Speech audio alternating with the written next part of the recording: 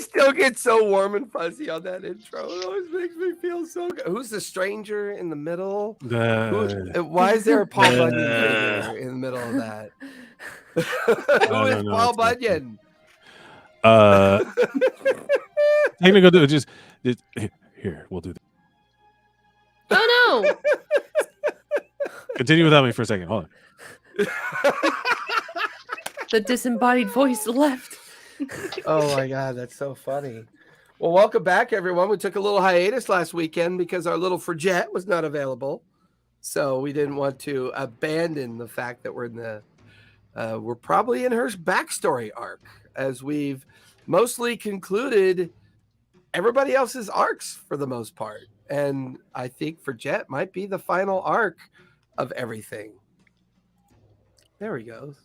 So Abraxas is having some camera issues, so he'll be fixing that as we play today, as he gets it sorted out. We told him the solution is just throw out his Apple products and stick with, just burn it all down. MS-DOS, which is the king of all things. We get a Linux distro out real quick. Let me get my 5 1/4 floppy out and reboot my Altair.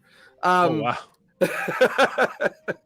So we took last week and off, but we kind of all hung out and chatted, talked about the game and talk about future campaigns and stuff. But welcome to session 53, everybody, as we get very deep into the campaign and very deep into getting close to getting to the end of this campaign for sure. No. So where we last left off, the team had dealt with a creature that had come from the other side of the fell. When attempting to open up a portal gate within the life tree, or the Fey tree, in the very center of the Citadel area, the breach offered an opportunity for a creature to make its way in as it sensed the origin of the Nine. The creature was defeated, and the 9 heads retained, and the creature was ceremoniously let loose in a way of both, well, let's just say they won't be a problem anymore. As we discovered, it was one of the many failed shadows of Keothi on a timeline that had become so corrupt that her very existence and form had been altered tremendously. The team gathered themselves up and managed to make via, I think you guys ended up doing teleportation, correct? Was it teleportation or pass through plants? We did tree stride. The transport via plants of tree stride is not transport via plants. Tree stride allows you to transfer via plant or transfer via tree up to like a certain distance, like a mile or something like that. It's like teleportation through plants allows you to travel anywhere through the greater prime material plane. But either way, the team had arrived in Workspire. Mostly thought it was going to be buried in ice and snow, but had discovered that an excavation site had begun, led by a group of dwarves. This site had dug deeply into the buried village, and this was sponsored by Alora. It was also sponsored by the Sky Elves, as they had visited here a few months ago to retrieve Keothi's orb form in the invulnerability orb, and brought her back to the Citadel for study, seeing as how she has one of the 9 books.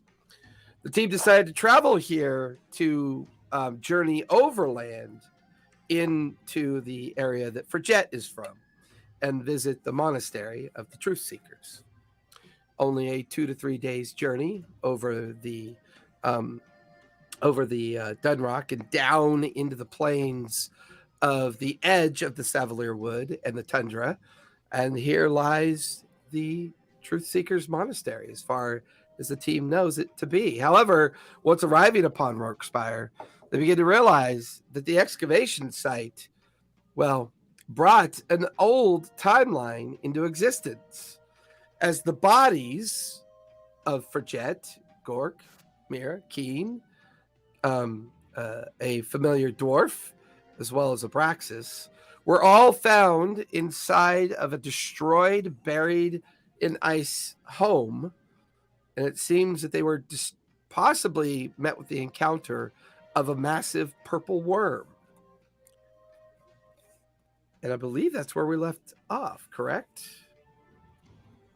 No, actually, at the end of our last episode, a wizard with a cat and Allura was there at the end because we discovered that the dwarf was looking for something that was in the past and also was going towards the future, and that was us. And then that's the when they showed wizard. up. Oh, that's right. The wizard appeared. Okay, yeah, I missed that part in my notes. That's my bad. Okay, yeah. Now I remember. Okay, hold on 1 second. Correction, bookmark. storyteller. Actually.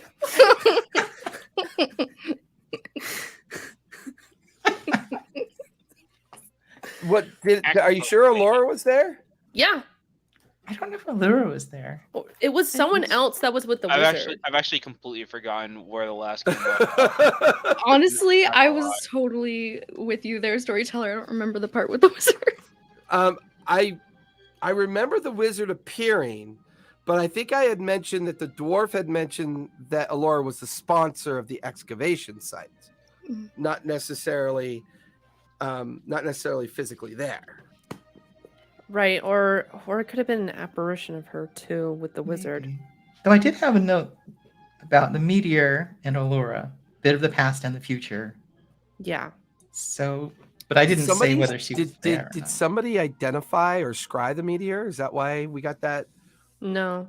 responsive? Because I've got the meteorite. No, you guys read a meteorite with a message written by From one of from your separate timelines. Right. Yeah. And you're right. Upon reading the message on the meteorite, it seemed to be written by Allura. And at the point of finishing reading it, a wizard suddenly appeared after completing the read of the meteorite. And that's where we last left off. And you guys are currently inside the collapsed house, where all your bodies are, which is kind of strange. And after reading the meteorite, all of you are kind of standing around looking at this strange wizard who's now standing and staring. He's touching his robes awkwardly. His head, his face begins to blink. Am I really here? I'll go up and poke him. Ow! That hurts. Who? Question. What does he Well, yeah, look like? Who is this person? So you said there are bodies on the floor, correct? It's like in various degrees of how you perished. Yeah. Oh, right. Sam do was we have- there. Yeah, I wasn't there. Yeah. Is there another one of my weapons on the ground too? Not that you could see. Okay, just checking. No, there's not another tracks. Thor's Really good hammer. question. Damn. Do they have anything really on them, or just what they had? They're just their clothes, and that's it. It's almost like it's just their physical possessions of normalcy. Nothing out of the ordinary other than that. And they've been here a long time. This is almost like an older section of what was even below the original Rourke Spire. So this is either the fragment of a previous timeline that concluded here or related to something else. As the wizard stands there looking around, he is surprisingly young. He's got very kind of like suntan skin, black hair that's very short cropped, and he's wearing revenant attire as if maybe he belongs to an order of wizards. But he almost seems out of place for a moment. And he looks back and sees the meteorite on the ground and he goes, Oh. Well, hello. My name's Colwyn. I often use that to travel. Where am I? What year is this? Well, I actually don't know. I What did tell you him decide? what year it is 843? in Yeah. calendar in the You're right. appropriate calendar Yeah, time that we all yeah. know. Yeah, and he goes, It's 843 PD. What year There did you you go. say, Keen? Because I'm a nerd. What'd you- I thought it was like 843. It is. Yeah, it's 843 is wrapping up because of that one time dilation you guys did over in the Grey Valley. So we're getting close to the end of 843 PD at this point. And he looks and he goes, huh, 843, you say? Where are And- you from? Well, the last place I remember being from was the Morrow Valley. I just helped some friends of mine deal with a particular problem, and I'm going to say that was back in 700 PD, maybe 143 years ago. I You're think. saying you moved forward in time. Maybe, or sometimes I move back. Sometimes. Is this a common occurrence for you? Well, I'm looking for something. What are you looking for? I'm looking for a tower. Oh, I think we should just which kill one? this one. Yeah. Well, what do you mean? Which one? You've seen, like, do you mean you've seen multiple towers? Mhm. State. What kind of tower? The stone towers, wood towers, siege towers, Yeah. Well, towers that move places. Well, now that you mention it, I should probably be a little more specific. Being corrected by an orc is always interesting. I think, and the mage kind of like pulls out a book and he reads it. It's a tower that can travel, and it Yep. almost has like a mind of its own.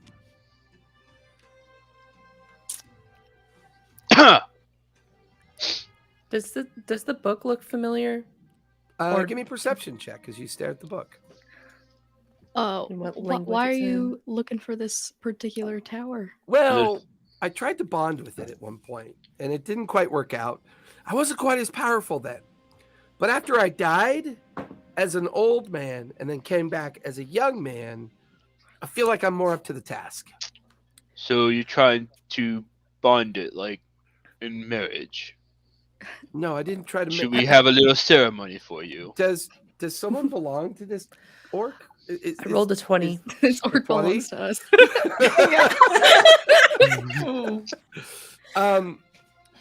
You could see that it's his spell book. Mhm. You could see the arcane nature of it.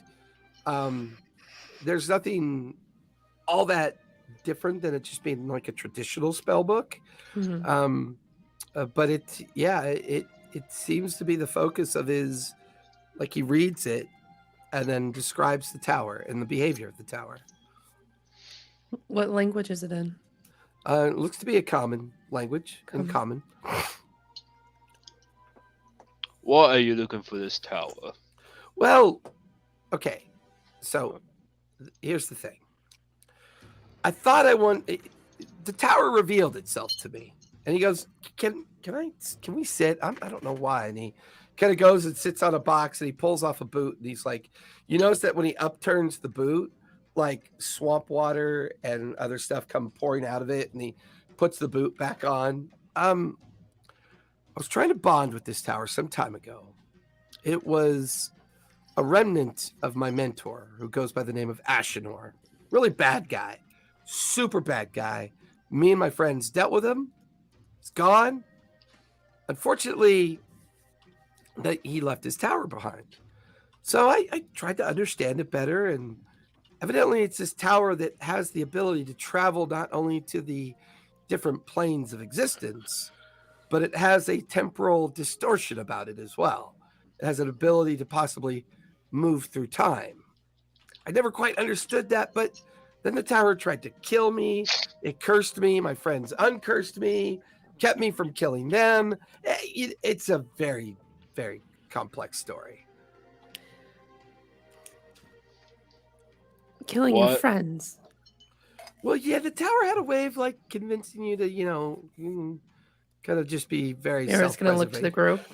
Hey, Braxis, can you minor illusion what a Keothi's tower looks like real quick? I immediately do. And you Does it watch look as like that? Abraxas, you watch as Corwin gets up. Holy shit, that's it. Where is it? Have you seen it? Well, Did you know that he had any other pupils besides yourself? Oh, I've never really thought. I know that me and my ranger friend were mentored by him. I guess, I mean, he was an old enough, powerful enough wizard. Yeah. Does the Maybe name he could have. Keothi mean anything to you? Rubs at his kind of like unshaven chin and he thinks, no, not particularly. Why? Are they important? Well, Yes. we know the tower to be in possession of a person named Keothi, so that's why. so Oh. a lot of weirdness has been happening around everything. No, happening. Jesus! Yeah, hey, buddy. Or Bamu. Yeah, You're dead over here. All of you are dead. What is Oh, they're yeah. what is this? So And he starts kind of like backing away from the five of you and looking at the ground like, look, Yeah. I don't want any trouble. Look, whatever you're into, you're into. I all get right, it. Jackie Chan. No one wants Can trouble. I cast You calm? need to be explaining to us. You just bamfed in out of nowhere. and Somebody read the meteorite. That's what pulled me in. that's what Sure. pulled you in. The meteorite with scrawling on it. That Well, yeah, Somebody it's a wrote. temporal anchor. Somebody wants to be here for a reason. yeah, that's we don't know if that's a good reason or a bad reason. So you better endear us Oh, to well, endear that's yourselves fair. to us pretty quick. That's fair. That's fair. I mean, you guys didn't actually kill yourselves, did you? Is this No. kind of some weird ceremony or something that I've plopped into? Or if there was two of me, I'd rule this plane. Well, it's already a strange occurrence that you're able to move back and forward in time Is it? multiple times. I mean, I just kind of glanced at Braxis. It's Bryce is like, is it?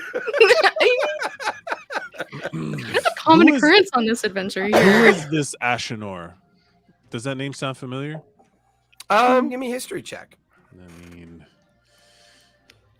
mean, You said that Colwyn's robes Hmm. looked like he was part of a wizard's 19. order. Yeah, kind of. That- Familiar at all? Give me a history check, considering that you're from the Truth Seekers. What'd you get, Abraxas? a 19. A 19? It's strange. The name Ashenor is actually a Sylvan translation for an Elven word that you Hmm. recognize. And it is it's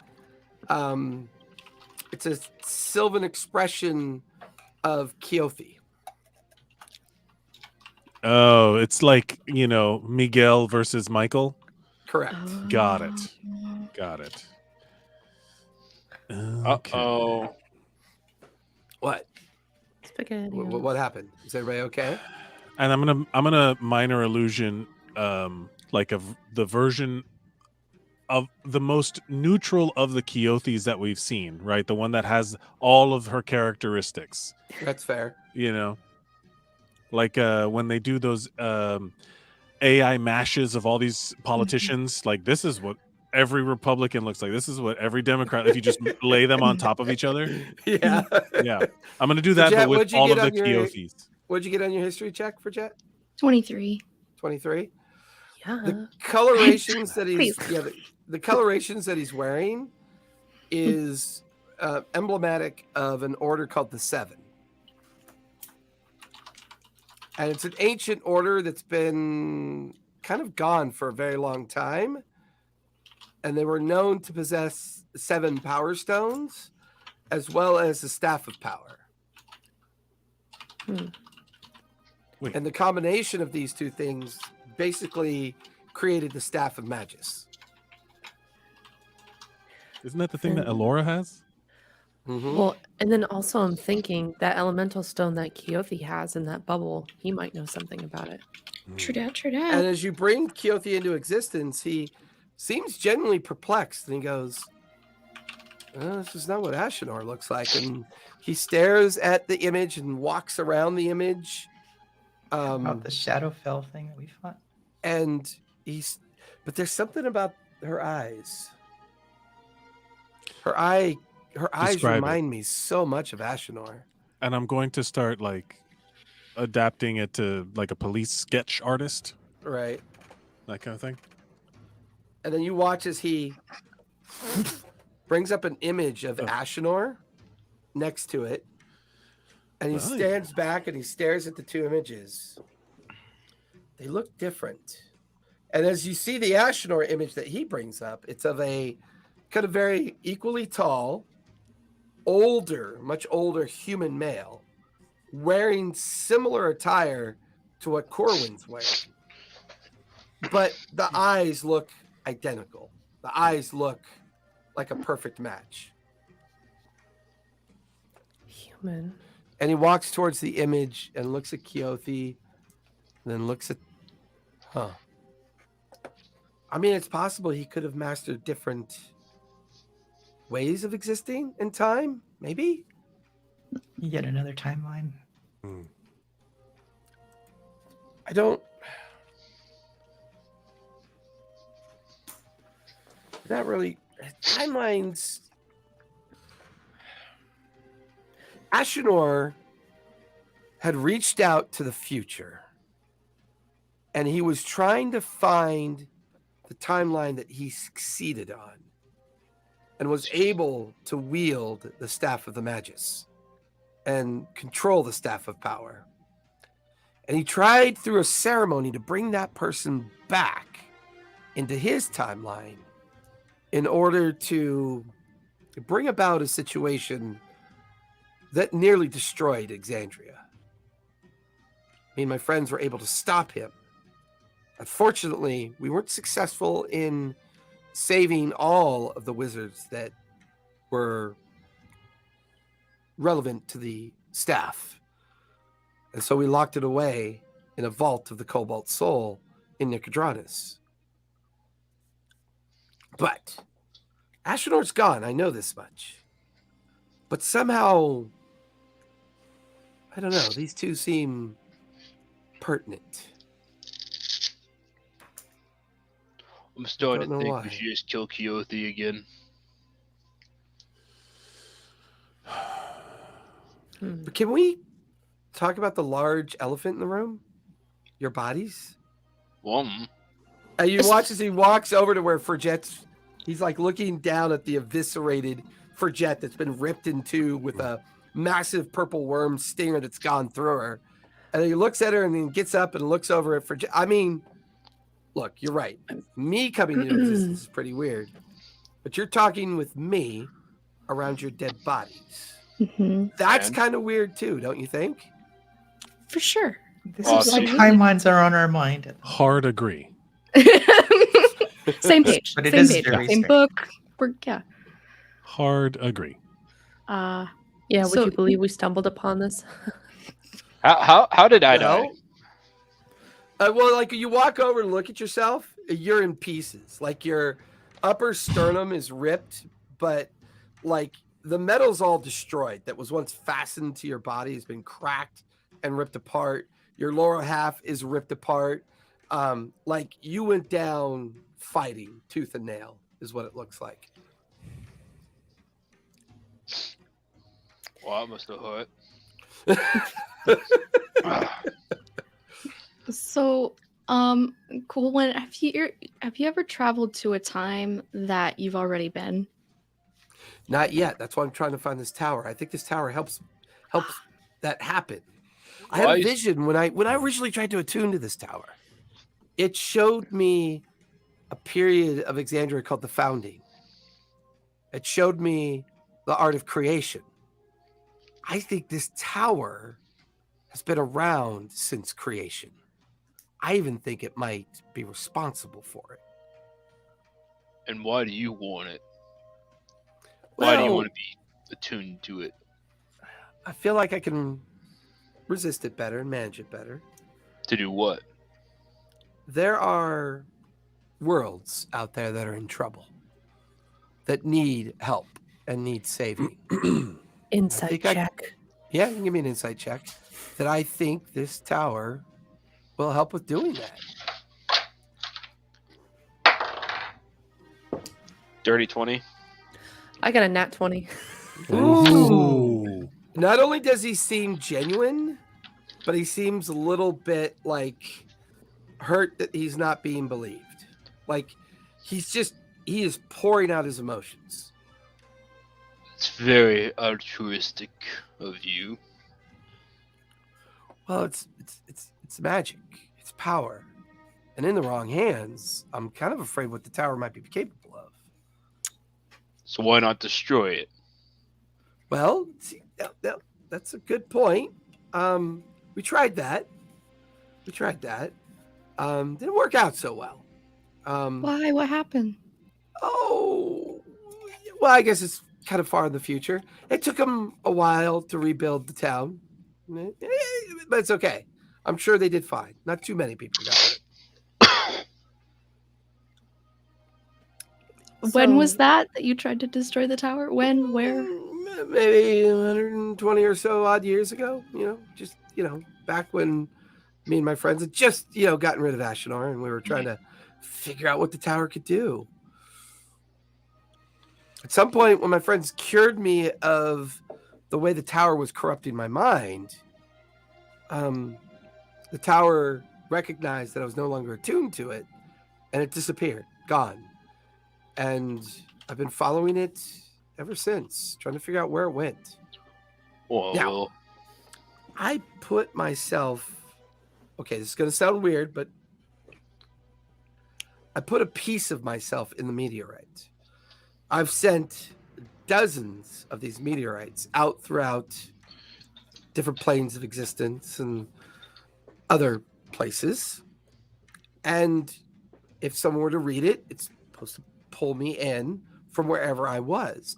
The problem is, in order for the magic to work, I can't remember where I was because it creates, what did she call it? She called it Laura called it a time flux. Two of the same versions of myself can never actually know the same memories of each other. In fact, from what I understand, anyone who's experienced time shift or what they call time stringing and retains those memories, very dangerous for that to happen. You mentioned Allura? Yeah, I've talked to her on a couple occasions. She helped me figure out how to use these meteorites, how to use them as anchor points throughout different areas to pull me in if someone were to ever read the inscriptions. So you've been working with two of the most powerful mages. Well, at the time, I didn't know she was powerful, to be fair. During my travels, I stumbled across her power, and she began to help me. Now, this Ashenor was a bad motherfucker. That guy deserved what he got, and he got it bad. I just don't understand this link with this Keothi. There were dozens of Ashenors at play, but they all look like Ashenor. I don't know why he would have a relationship with this Keothi. She's clearly Goliath. Maybe. I'm assuming she is. Well, I guess you could follow us along. Eventually we'll come across it again. Oh. Stranger things have happened. Are you okay? Are you okay if I travel with you? For now. Where are you guys going? And should we bury you first? No. It feels like we should do that. Well, a waste of time if you ask me.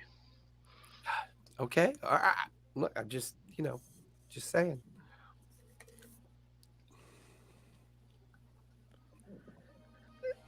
I would very much like my body to be buried at though. Yeah. I thought we lowered you into the ground already. Yeah, you did. We did. Yeah, Yeah. we did bury for Jet. Okay. We just haven't buried the other bodies yet. I'd be happy Yeah. to stay behind to bury the others Where? as well. So, where are you guys going? Good question. We This way, that way. Yeah. that general direction. Oh, I think we're headed to a monastery next.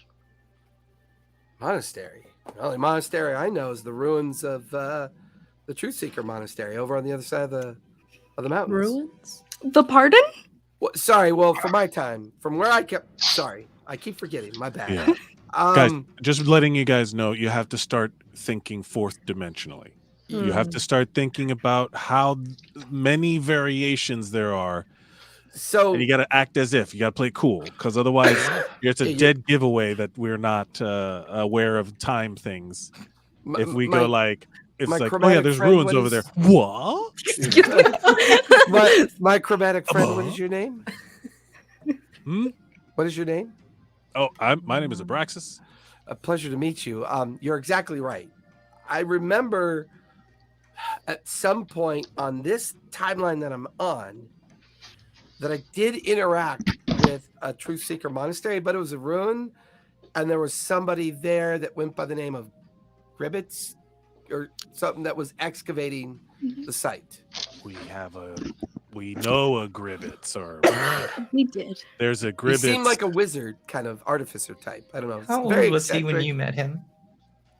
How old was he when I met him?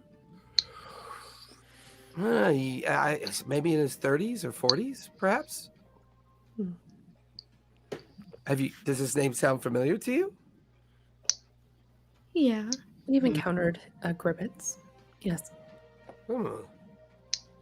Strange. Why? I don't know.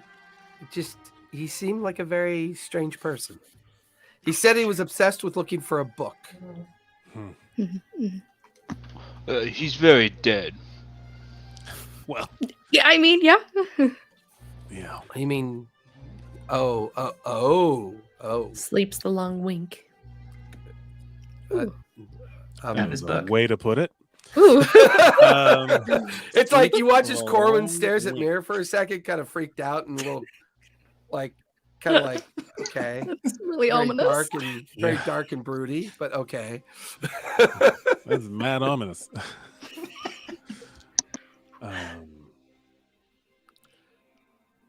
So I appreciate you guys letting me travel with you, but here's my problem.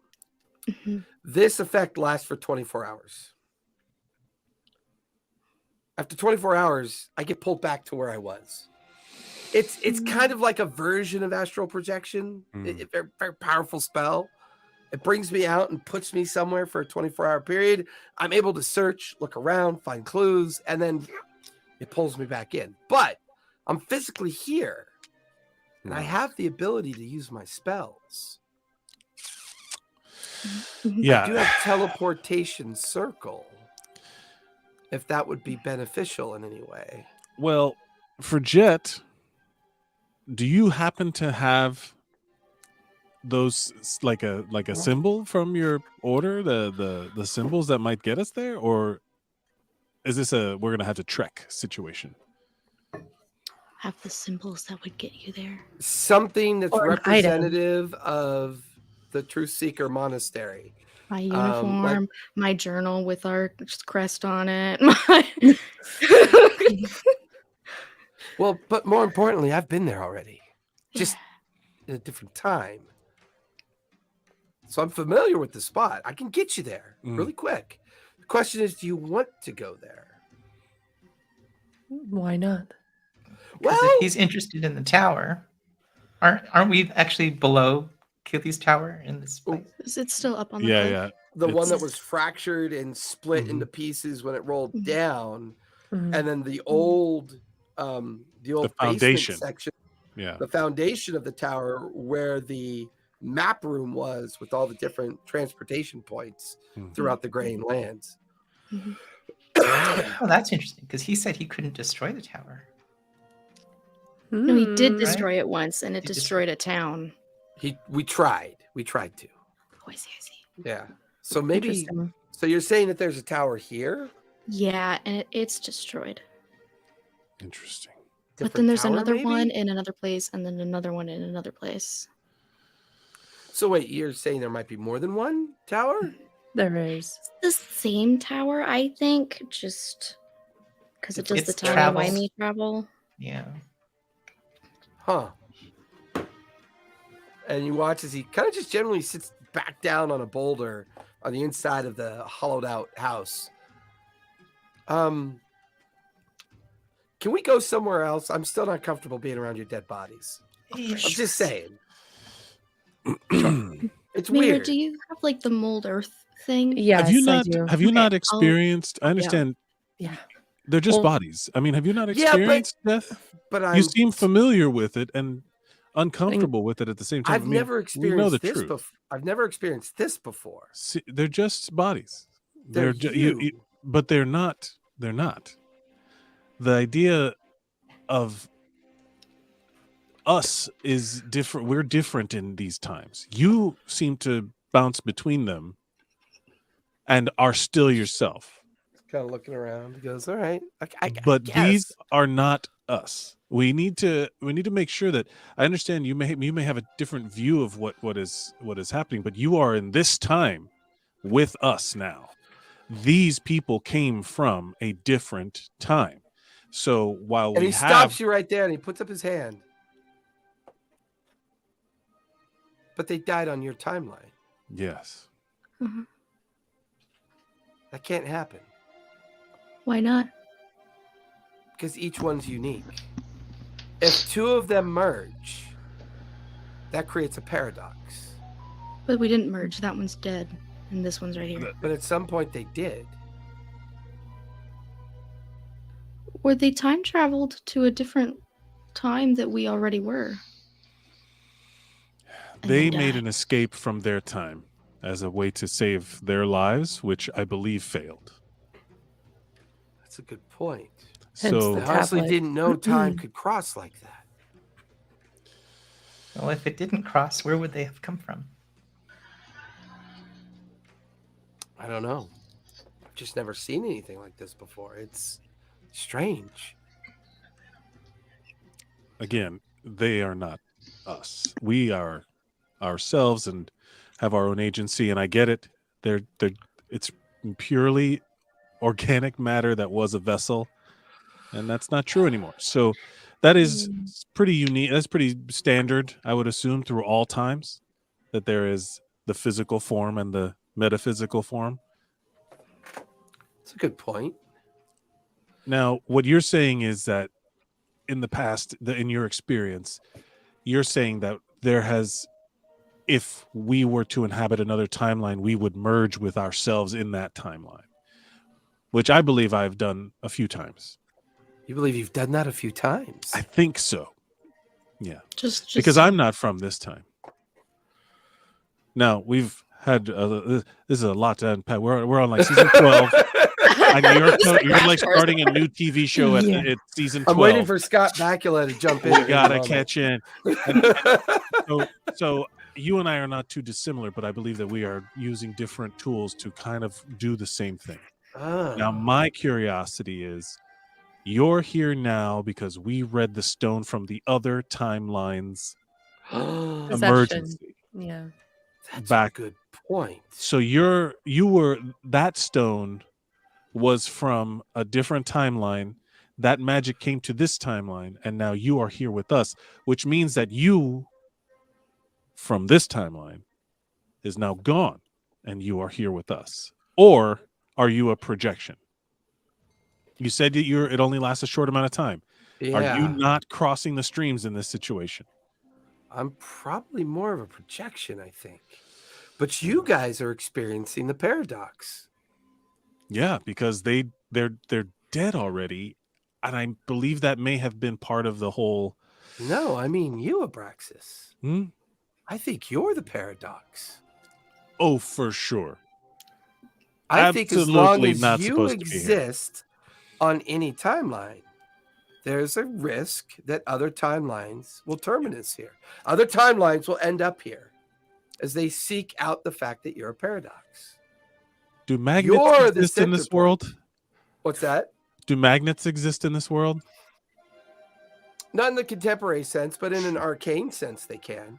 I believe there is a draw in my makeup that is doing this, and I don't know if doing that has made me stronger or connected me more to the magics of the planes that have been incorporated into my being. Long story. But I don't know. We have an idea of what the end game is for this plane, but the one variable that I can't account for, that one little itch, that one thing that doesn't seem to fit, is Keothi, as you know her her metaphysical self to be as Asheron. Is that Asheron? Ashenor. As you know them to be Ashenor. Mm. They appear to have made just a big old mess. And I don't know if the mess is what's keeping the evil at bay, or what was this Keothi's vexation? What was she focused on? The Calamity. The Calamity? Mm-hmm. Yeah. Why the Calamity? I don't understand. I mean, that's kind of common history, isn't it? No one... Is it? You're talking about common history. There's nothing common about the timelines that have jumped and that have been changed, because and some, if I'm understanding correctly, because again, I don't have much knowledge on this. I'm just experiencing it as we go. I believe some of these timelines have also been removed from the mess. Like when you untangle Christmas lights and you finally get one strand out, you're like, yes. I don't know what Christmas lights are, but sorry, Winter's Crest. He goes, is it possible? Would it be awesome if Abraxas is Jewish this whole time? It's like, I'm sorry, yes, I celebrate Hanukkah, and then there's Winter's Crest. You cut off the last part of your name. It should be Abraxstein. Abraxas. Yeah.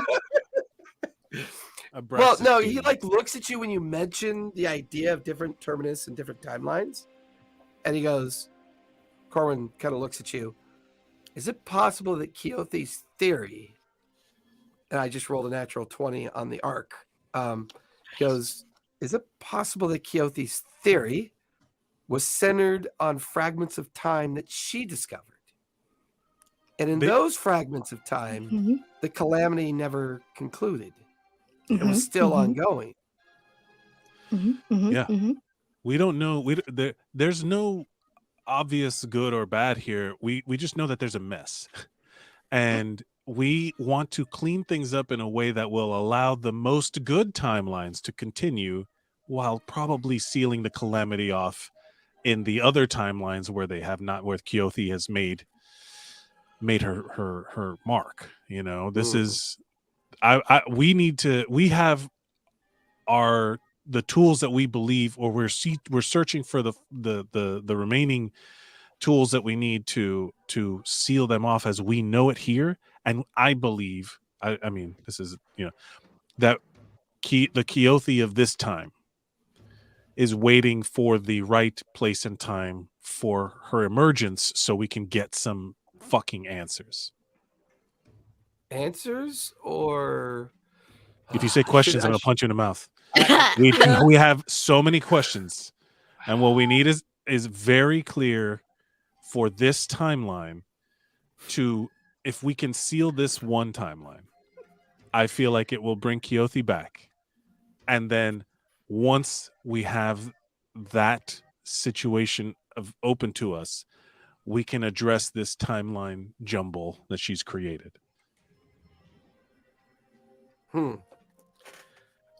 If you give me a moment, please. And he reaches into his robe and pulls out a small metal orb, and he throws it up in the air. And it begins to glow. And as the orb kind of floats around, what can I do for you, boss? Mendardis, can you match this anchor point to the other ones? One moment, boss. And it begins to float around, absorb points of light, and you guys watch as like a starlight galaxy of spray colors comes out to pinpoint things, and it floats outside, and it's kind of gone for a few moments, comes back in, All data collected, boss. I got it all for you. Thanks, Menti. I'll talk to you later. And the globe goes into his robe. Mm. I wish she was here to show off our. Obviously. Yeah, She's on the way. I wish. Interesting. I gave him an insight check. Does anyone reflexively respond at all to the fact he just talked to a version of Menti? I think there's gonna be an like, of course, I'm like just like gonna a, like look a at- kind of just like yeah. of course. Okay. Yeah. I wonder if she's a genie over there too. I think to myself and not say out loud. Right. But Mira we're raises just a there's just brow. gonna be like this acknowledgement of like, right. And there's almost like at this point, seeing that, there's almost like this Abraxas Corwin connection. Like Corwin's affinity for magic, his kind of like sense of responsibility, pushing himself to conclude this journey he's on, is not all that different in the way that Abraxas has kind of treated things a bit. Although with this group, it's been more about maintaining the cohesion of the group, the friendship and the family kind of like spectrum of the journey. But Abraxas is still the paradox. Abraxas is still the only one that's crossed over into multiple existences and ended up on this one existence, and is now this paradox moving through it all. And that's kind of what Corwin is muttering under his breath as he's walking around trying to piece this strange thing together. I think I need to go with you. Yeah. For at least for as long as the effects will hold. So where should we go? According to your timeline, how far is this place, the library on the other side of the mountain? What town are we in right now? I tell him. Rokespire. And he kind of thinks about it for a moment. Well, I've got no memory of this place. But if we're near the Breach Pass, 2-3 days by foot to get there. Okay. Perhaps, maybe. Did you want to stop at the tower before we go? I was going to ask, but I didn't want to impose. Mhm. I think if we could make the climb up to the cliff face where her tower used to be, it might be helpful. Might help. It might. I'm not making any guarantees, but it Well, might. it's close, so we can do that and then teleport to the monastery. Yeah. It's a plan. Meanwhile, we're burying bodies. Yeah, we are burying bodies. You know what? I'll let you May do it. rest I'm in going to pieces. hang out over here. You guys Mhm. do what you got to do. And he kind of just like dips through the opening of the door and back out into the excavation site. There's a lot of dwarves yelling, "Where the bloody hell did you come from? Every time someone goes in there, somebody else comes out. What the fuck?" Yeah. And like people are yelling, and then their yelling kind of drifts away. Could we? This is still the same day as that fight we had, right? Yeah, it's So- all. Yeah, we haven't rested. Yeah, real We haven't life rested. makes it feel like a long time, but yeah, it's still the same. Yeah. Like the last 3 sessions have been within the same time period of the day. Yeah. Would this count as a short rest? Yeah, you can count it as a short rest. I'm okay with that. Mm. Just take some die. Ooh, nice. All right. And So then what are you guys doing? we'll just bury the bodies outside of the shack then. Yeah. Mm-hmm. So 10 minutes goes by. Kaladin and the rest of your forms brought out over by where Frigette's form was kind of put into the ground through mold earth. Mary, you kind of take the time to make it a little bit easier. The ground's frozen, so it would take a long time otherwise, but you're able to manipulate via mold earth to create the impressions, and all of the bodies are laid in, and then the earth is covered. Corwin, the wizard, is kind of off to the side, just patiently kind of just going over his gear, and he suddenly has a backpack on that he somehow got a hold of, and is kind of just doing that, that prep that people do when they know they're about to go on a bit of a legging at this While point. we're doing taking care of the bodies, I will sneak off and call Allura and see if she knows this Corwin guy. Okay. Yeah. So, Keen, as all that's going on, you find a nice quiet area within the excavation site, and you reach out to Allura. And on a small rock, you put the stone there, and you realize her astral projection comes into existence. Oh, Keen, is everything okay? I wasn't expecting to hear from you anytime soon. Things are getting very strange. What do you mean? So I'll fill around, like, how we went to Rookspire and found our, alternate selves dead, and this meteor with her message on it, and we read it, and then that brought this guy Corwin to us, and he says that he's there.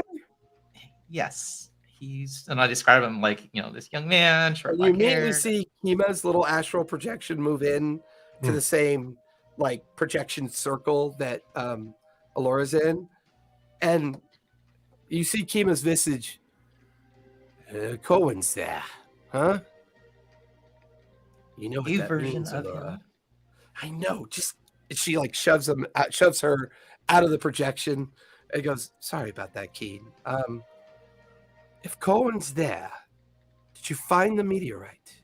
Yes, that's what brought him here. We read the message on it. Okay. What I need you to do is I need you to crack open that meteorite. And there's a stone inside of it. It's a stone that I made some time ago. I need you to hold on to it. Okay. Can we trust this Corwin? He's eccentric. I think... How do I describe this? Keen, one of the amazing things you've been able to do over time is your command of your psyche. No matter how traumatized, no matter how traumatic, you seem to recover when you can. And you hold on to your psyche quite well. People like Corwin, and to a certain degree, people like Keothi, when they travel in and out of very unique conditions, a bit of that psyche wears down. A bit of your mental proudness wears down. Your edge begins to dull. I think one of the great demands of those that travel between planes of existence, as well as those that dabble with the idea of time. Have you ever heard of a wizard called Halas? I don't know, have I? You would have known him under the common historical term Okay. of a wizard that, from the period of Arcanum, who used his power to reach out to other planes of existence in the hopes of kind of avoiding the circumstances of Arcanum and safely hiding for eternity throughout all these strange places of existence. He went quite mad. In fact, most believe he still wanders out there. I have some insights into that. And most believe that he will remain forever traveling until he's quite mad and he can't remember how to get back. Corwin, I think, has mastered the art of astral projection through these stones that I taught him how to use. I need these stones back if you find any more of them. They're very powerful, and I don't want them to fall into the wrong hands. Very well. Do I think he could be trusted? I think he could be trusted up to 24 hours. I think the amount of time he's able to be anchored where he is, it's with purpose and intent on his obsession with this tower. Now, me and Kima have spent some time wondering if it is Keothi's tower that he's looking for. We're not entirely sure that it is. But perhaps wherever he's from, whatever he's done, he has found information that makes him believe that it is. But he believes in what he's doing. But I believe the more he stretches his limits, the deeper into the shadows of madness he goes. And he risks the similar fate of those that practice very powerful and uncontrollable magics. If he's not careful, he could end up being as mad as Halas is becoming. Okay. Well, I'll keep an eye on him then. Where are you and your friends now? We are in Workspire, and I think we are going to go to the ruins of Keothi's tower, and then off to the Truth Seekers Monastery. Ah, good. You're still on course to possibly find another book with the Truth Correct. Seekers. Keen, things are not predictable right now. I know you're very fond of your new friends. I'm quite fond of Fajette. I don't think what waits for you is entirely a warm homecoming. I've tried to scry on the monastery twice. I've had no success. Either they can prevent me from doing so for whatever purpose of their own defensive nature, or something else is going on there. The nearest group I have by foot to safely travel there so that magics aren't detected would be some of the Sky Elves. I've sent a small scout of contingents a day ago, but they won't be there for another 4 days. They have to cross the entire tundra to get there. Be careful, Keen. I think something goes on there. Be cautious. I always am. Well, except for that one time when you were climbing through that one and the projection goes away. Parents. Bring up the embarrassing stories. All right. I'm going to go return to the group. Okay. You guys are gathered in the excavation site of Workspire. It is mid-morning at this point. Well, no, it is late afternoon at this point, I believe, would be the more apt timeline that you're on. Maybe a few hours till dark. It'll take about 2 hours to make the ascent up to the ruins. So you're looking at a 2-hour hike up the side of the cliffs and mountain face that you're staring up. Okay. Before we go, I'll talk to Gork. Okay. Gork, I just spoke with Alora, and she said she's hidden a stone in the meteor. Do you think you could open it? She thinks it's important. Or do you have it? No, we have to open the meteor. There's like the thing that the wizard came in. But how big's a meteor? I was It's gonna say maybe it was about 3 feet across, a foot and a half around. It's like a large rock. Okay, I thought it was like something small someone had in their hand. Okay, no. Yeah, I can try and open it. I'll head over to the rock and just kind of like I guess I don't have anything besides my sword. Yeah, I'll just try and like slam it with my sword. Just Okay, go ahead and give me an attack roll.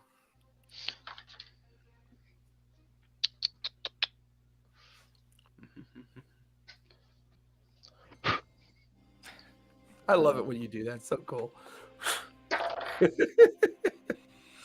oh, that's that's a 12. Oh, no. You break the sword.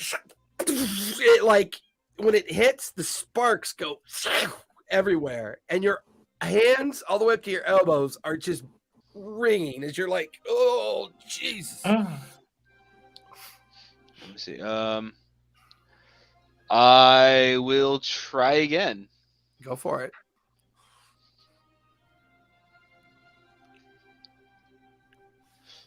Is there anything I can do to help? 17. 17. This time, there's a slight edge on the blade that's a little bit nicked, so you'll probably have to sharpen that out later. But you bring the sword up, and you flatten it a little bit at the last minute, and then it digs into the stonework of the casement around the meteorite, and it cracks almost like a brittle shell, and the whole thing falls away to small like pebbles and rocks, and then you hear thunk as a baseball-sized blue stone just kind of lands on the ground where you shatter the meteorite. I'll Hmm. kind of just reach down and pick it up, and this is what you're looking for. I think so. I'll, Thank you. Can I? I don't have identify. I don't think. No. Can I? Is the meteorite itself made of like a metallic material or just kind of rock? It feels like it was metal at one point, but whatever it went through to do its purpose made it very brittle. Almost like slag that doesn't really have value anymore. Okay. Yeah. Hmm. What is it? Supposedly it helped to bring the wizard here and has a lot of power in it. Allura says there are more of these and it's important to keep them safe. So The did it itself was not magical when I looked at it, right? Looked at what, the meteorite? Yeah, originally. It just had an inscription on it. Yeah. Maybe it's because it was from another. The magic was different from another place, but Although Gork does point out that the shell encasement of the meteorite is slag lead. So it was wrapped in lead for all intents and purposes. Hmm. Ooh, what are you drinking, Mike? just a little seltzer water with some hint of flavor. Do you have it in like a holder? Is that why it looks weird? This is R2D2. Oh, okay. I thought it Oh. was. I was like, are you drinking? I'm drinking from the brains of R2D2. What? Don't everybody? So, I mean, what do we have pending here? I mean, this is a new wrinkle, and we've buried the organic forms of our other selves. Mhm. And do we need we prepared for the cold for this trip, no? Oh yeah. So we're bundled up, we're wearing our stuff, Mhm. yeah, we can head off to and the we can tower. Yep.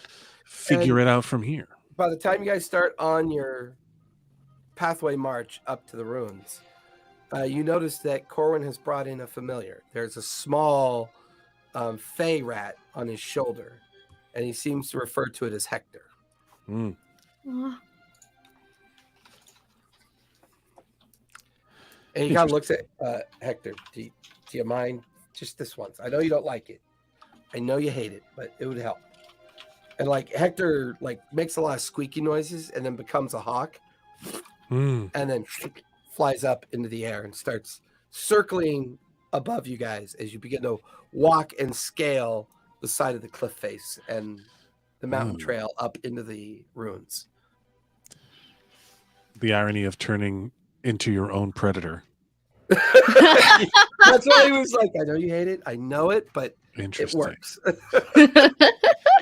It's kind of like when the chickens are talking about Foster Farms.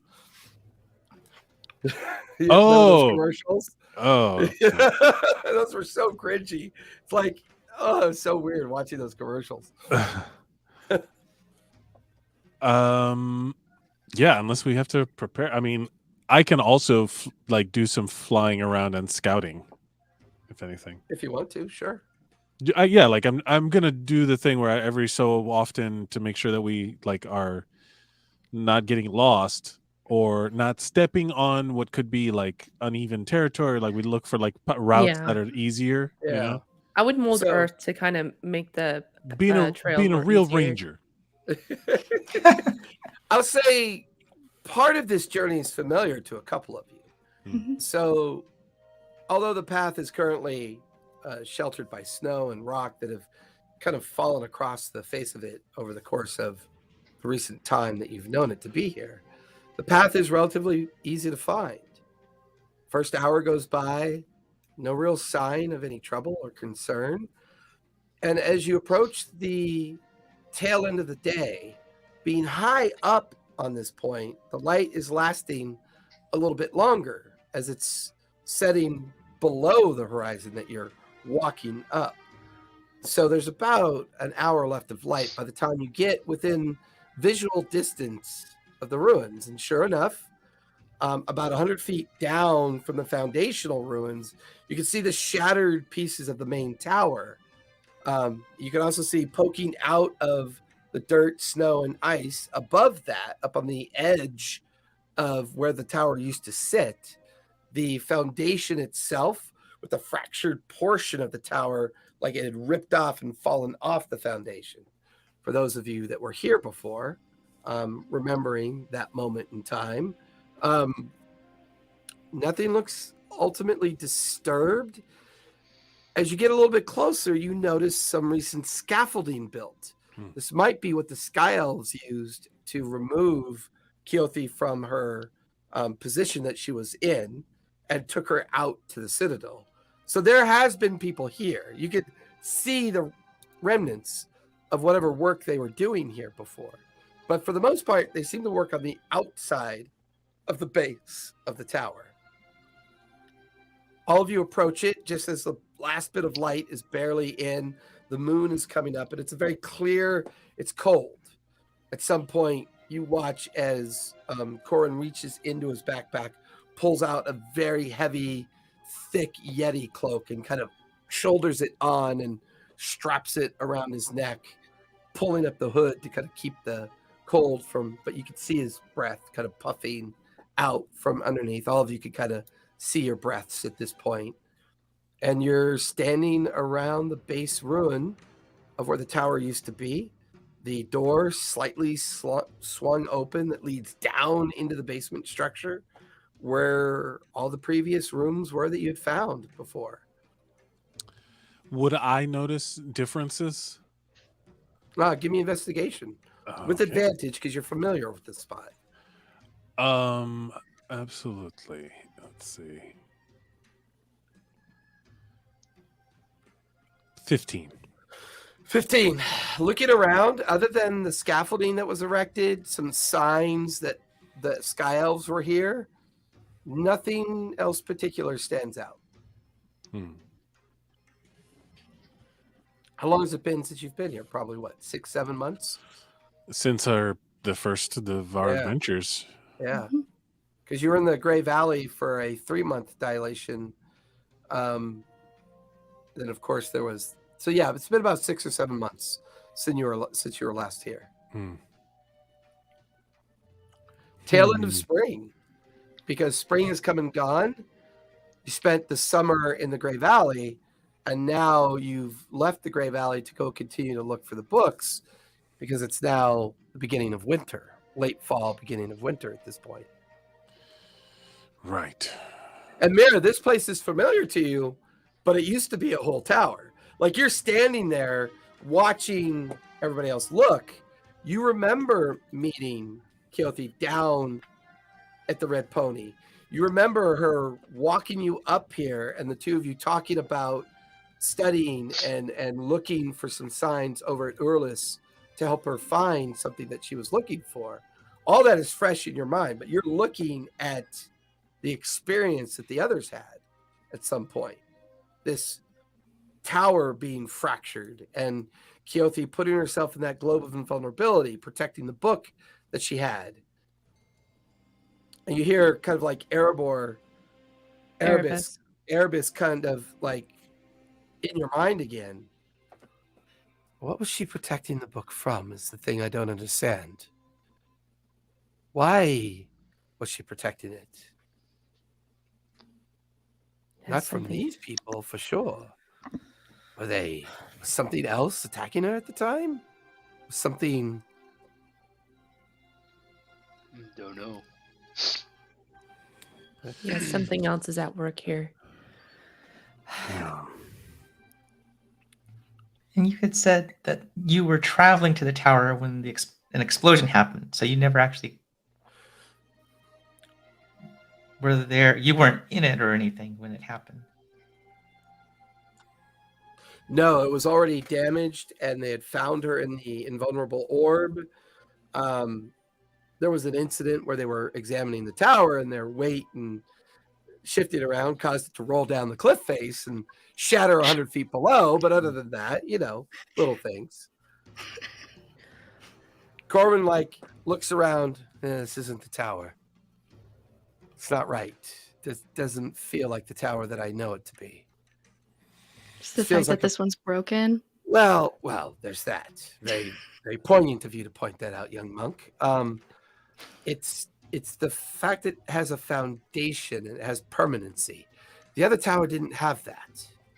The other tower didn't have any windows or any way of seeing inside of it. It was just that sheer rock structure with just a single point of entry at its base. Now, that would be the tower that you guys recognize back at Gnomeworks, as well as the one that you saw in the vision at Butcher's Block. When the huge wolf chieftain was taken in by Keothi. Those two towers sound a lot like what Corwin's describing. Are the giant tracks still in the snow? Or it's probably gone by now? It's been a long time. I mean, you kind of look around. You can give me a survival check to see if you notice any other tracks.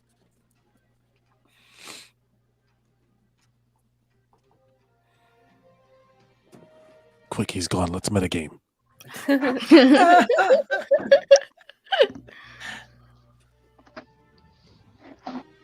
Yeah. Who is this stranger and his want for these towers? I don't trust him. Even if there is some altruism involved, it could be Hey, mate, misdirected. As soon Sorry, as go ahead. he turns on us, Yeah. I'm just gonna kill him. Be real easy. What'd you get, Mara? I got an 11. 11? It's been snowing recently between the ice and things melting, the wind and the snow. You don't see any immediate tracks other than the ones that you and the others have made. Well, I've never been here before, so I guess I'll do a quick investigation, sweep for it. around, just see Yeah. if I noticed anything out of the ordinary. I want to go to 28. the entry to the teleportation room with the map and stuff. Okay. Yeah, are we inside Was- the tower or are we outside? You're still outside. Okay. So who's going up to the base foundation to Okay. go down into the teleportation room? Okay, Inside. so for Jet. Keen, what'd you get? 28. 28. You spend a good 15 minutes wandering the perimeter, the edge, the pathway up into the foundation. You come over to the edge of the cliff, looking down where the partially buried remains of the fractured tower are down below. Something catches your eye. A bit of shine as the last of light kind of reflects off the snow, and there's a slight glimmer of an object down about 100 feet below, partially buried by the remains of the tower that had rolled down the hill. And you're looking, and it looks to be metallic from your position, looking down. Gleams a bit. I guess I'll go get it. Start climbing down the side and kind of shuffle through the depth of the shifting snow, and you get to the point where it is, and it seems buried. Looks to be a staff or something, like a rod, jutting out from underneath a piece of fractured stone. Okay, yeah. I'll Give me uncover a it. strength. Yeah, give me a strength check as you move aside the snow, and you realize it's kind of wedged in between two fractured pieces of stone. What time of Okay. day is it, actually? It's almost the end of the day. Hour Right. to Sun s- is Like setting dusk. and the moon is coming up. It's like dusk. Yeah. So we're like gonna camp here, is what we're saying. Or if we can teleport, we'll go to teleport and we can spend the night at the monastery. Where Oh, it's warmer. Strength. Not mine. Where it's warmer. 13. 13 doesn't budge. Like, it's loose a little bit, but you can't. It's very cold to the touch. And there is arcanic writing on it. It feels like a stab or a rod, something. Okay. Can I use Mage Hand to like uncover it more and maybe give You myself a kind of little bring out Mage boost? Hand and dust moves some more of the dirt, the gravel, more of the snow.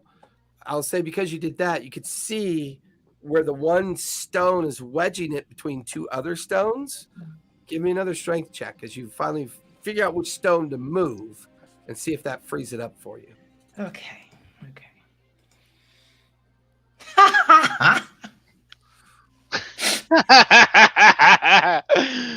Oh man, I wish it wasn't blurry so we could all see it. No It's a way. zero. Oh, you can see it. That means a 1 minus 1, right? Yep. Yeah. Wow. Ooh, that's doesn't That- budge. Yeah. As you go to pull it out, you slip backwards and kind of like land on the snow, and you hear like a tremor as the entire cliff face gives way underneath your feet, and you watch the remains of all of it begin to tumble down and away from you, and you lose sight of the item, and about 100-foot wide, 10-foot section of avalanche is now breaking away from underneath your feet. Give me a dex save. The rest of you can hear a low rumble coming from the reverse side of the cliff where Keen had gone. Dirty 20. You get up, you scramble up, and as you come over the edge of where you climbed down, you're just watching the whole mountainside kind of settle another 50 feet down deeper into the cliff face that you were on. So the rod or whatever it is just gone. It's probably buried under all of that mess. Well, that's embarrassing. I'm gonna fly over and just be like, "What happened?" And you kind of like, you can just see snow and ice pluming upwards out of the collapse. Keen, and I'm gonna like try and like see if she's okay. Yeah, I'm fine. I see that it's very clearly the start of this avalanche was like right Yeah, where she is. Right to my feet. Yeah. What? Yeah, How? What are you doing? Careful, What the ha- ground here's not too stable and all. All right. I'll Make bring my you way down or whatever. For Jet, you're over at the foundation looking through the doorway. The familiar stairs are there. Mir and Gork, what are you two doing with your time? I don't really know, honestly. I'm just kind of standing around. Give me a perception check at least, since you're kind of on Overwatch then.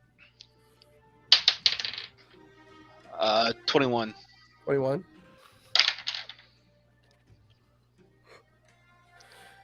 So with that, Gork is keeping an eye out. Mira, what are you doing? I'm just gonna look in the interior of Keothi's tower to see if there's anything that was searched for. So as for Jet, you begin to go down below into the foundation. Mira is searching the fractured base that still sits on top of the foundation. Mira, give me investigation as you start looking around. For Jet, you come down the stairs into the familiar first floor that has another small set of stairs that leads down to a closed door. The door looks familiar to you. It's not locked. You open it, and sure enough, it's exactly as you remember it being. The sand table off to the left with all the different representations of where she had been, all the kind of like arcane laboratory equipment everywhere. Things are covered in a thin veil of ice since you were here before winter last time. So a lot of this, because the tower's fractured away, has been exposed to the elements a little bit. What'd you get, Mira? 17. 17. Looking around, you get the feeling that when this tower sheared off, it pulled most of its contents with it. However, buried under some fractured rock and ice, you find a map case that must have fallen off a peg at some point, got buried in some of the rock after the fracture, and maybe just wasn't noticed before. It's about 3 feet long, 6 inches in diameter, and you pick it up and it's heavy. That sounds like something's inside of it. I'd like to examine the map case. Okay. Give me investigation as you begin to do that. Can I say that I have detect magic on at all times, Okay. and snow is not one of the things that blocks it. No, there's very few things that block it. So I could see 30. I could feel magical energy or observe magical, however that manifests, in 30 feet into the snow if I'm hovering over it. Mhm. Question is, did Keen tell you about what she saw? Are you going down to the ruins to kind of see if there's anything down there, or I don't know. I didn't hear. I thought I would have. I don't know if you said it or not when we Oh. were just now saying it. If like, oh, the snow here collapsed and blah blah blah. Blah. Yeah, I would say yeah. I thought I saw something. Well, okay. While Mira is doing her thing, a little passive retcon? So Keen describes for you something she saw in the rock and ice underneath the ruins of the tower, the length of tower that rolled down the side of the hill. Describes it for you, and it sounds like it could be magical. So as Mira's doing her thing, I'll just be like, strafing the area, trying to see if I can pinpoint it. Okay. Give me investigation with advantage as you do that. Mira, what'd you get for investigation on the map case? I got a 2. A 2? It seems like an ordinary map case with some strange writing on it. It does have a clasp closing the lid. 21. Okay. Come on. Deep underneath all that rock and ice, Abraxas, you sense a magical item that is giving off School of Divination. Okay. So for Jet, you're down below. What are you doing down below at this point? I wanted to look at the spots Keothi had pinpointed on her map. Now knowing where we found the books and where we think she's been, and try to interpret it with a little bit more context. Yeah. Your own personal memory seems still intact. The points where you met the Yeti, all of these same points that you seem to remember, except where you know your monastery to be is currently marked on the sand table. There are 2 points of interest that are marked at that kind of like where the tundra, the mountains, and the forest all kind of come together in that single point, where the monastery is like built in that valley that overlooks into the Savalier and into the tundra, or the crystalline tundra, and then the great mountainscape that kind of looms up behind it. And she's got 2 points of interest marked there. One where you believe the monastery to be, and another one near the border of the wood and the tundra. Maybe give me a survival check as you examine the sand table, wondering if you could figure out displacement of the amount of space between the 2 points. 14. It feels like maybe where your home would be located. So if I were to draw the line of our adventure, like on the map, like everywhere we've gone, to the volcano, to the north, does it feel like at least some of the points of interest that she's dotted are following that line a little bit? Feels like it. Okay. But she never really offered up insights as to her own journey between the points. But it all feels familiar. It all feels purposeful. Cool. Gork, as the last of the sunlight fades, down on the reverse side of the slope that leads down into another valley on the other side of the foundation on this edge of this precipice, you watch as a very large figure strolls across the landscape and then disappears behind some outcroppings that lead deeper into the valley below you. How big does this thing look? It was biped, maybe from this distance, maybe 20, 30 feet tall. And it was carrying something. You caught a glimmer of it for just a brief moment, and then it disappeared over the edge. I'm gonna run back to the others. Whoever I can get to first. Who would that be? Abraxas is down below looking for something. I would say Mira, because Keen and Abraxas are on the edge looking down. Frigid's down below in the foundation. Oh wait, no. Mira found the map case on the exposed portion of the fracture, so she'd be the first one you'd see. Mira wasn't with us though when we were first here in the giant. No. All right. I'm gonna run on the Mira. Mira, come quickly. What is it? We need to find Frigid or Abraxas. Frigid is downstairs. Let's go to her. Come. Is something going on? Giant. Then we'll make our way down. There's a giant in the hills. A giant? It was carrying something. Yeah, I scurry as quickly down as I can. Frigid. I'm sorry, a gork scurrying. This is like a lot of metal. I got like a bunch of really small steps, like come down the stairs. Oh my goodness, I love it. Oh, Frigid. Mm-hmm. There's a giant outside. Make it go away. Was it heading towards us, or? It was down the other side into the valley. It was carrying something. I don't know what. We should get the others and go see what it is doing. Is it? I remember them saying that giants typically don't come to this area. Mm-hmm. No. Yeah. But like the last giant we found was me polymorphed. So, all right, cool. Let's go. Yeah. Let's do it. Let's make it happen. Eventually, Gork and Frigid and Mira, you come back out from underneath the foundation up on top. You can see Keen off to the left. Corwin is nearby Keen as the two of them are looking down where Abraxas seems to be looking for something. What are you doing, Abraxas? You know where it is, but it's pretty heavily buried.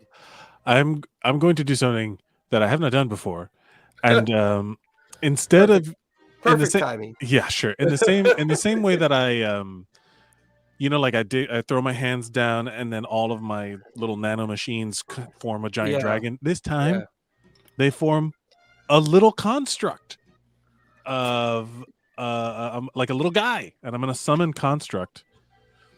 This is one of my right now. No one can see you do this because darkness has kind of descended into that other side of the valley that you are currently examining. Sure. This is it's a metal one because I can either do clay, metal, or stone. Metal feels on brand, and I'm just going to tell that guy, the little sucker, to dig, and I'm going to help. So it's like I'm providing my own assistant to help me. So I'll say this actually. A lot of this is very loose ice and snow from it collapsing down from below. So it only takes about 5 minutes for it to like almost bore down to the spot that you point to it. Mm-hmm. It comes from underneath the rubble and ice and hands you a 3-foot long metal rod. Interesting. Once I rest, I can identify this, but until then, it just looks cool. Now above you, where Corwin and Keen are looking down, you can see Mir and Frigid and Gork have joined them. And Gork is frantically waving for you to come back up to the edge. I kind of like reabsorb my guy. He's still around, but I just reabsorb him and then just take off down. He liquid crawls like into your collarbone. Yeah, and then as soon as I land, I put him down again, and there's like a little guy. I don't know how he should look, but he's a little guy. Little man. Does he look like the gecko lizard? The gecko lizard? Chibi and Braxis. Yeah, mini me. It is a total chibi. So Gork, it's like a ditto from Pokemon, so the eyes are just dots. Oh, it's an adipose. I got you. Yeah. So, as Abraxas, you make it back up to the edge. You quickly land, and Gork begins to fill you in on what he saw. It was a giant down there, and I kind of point towards the outcrop. The giants don't come up here. Oh, it was something big, bipedal, carrying something. Did the something look like it was heavy, or like was it struggling, or was it just like did it It not looked like weigh it was anything? just carrying something big. Big, bulky. Something like that.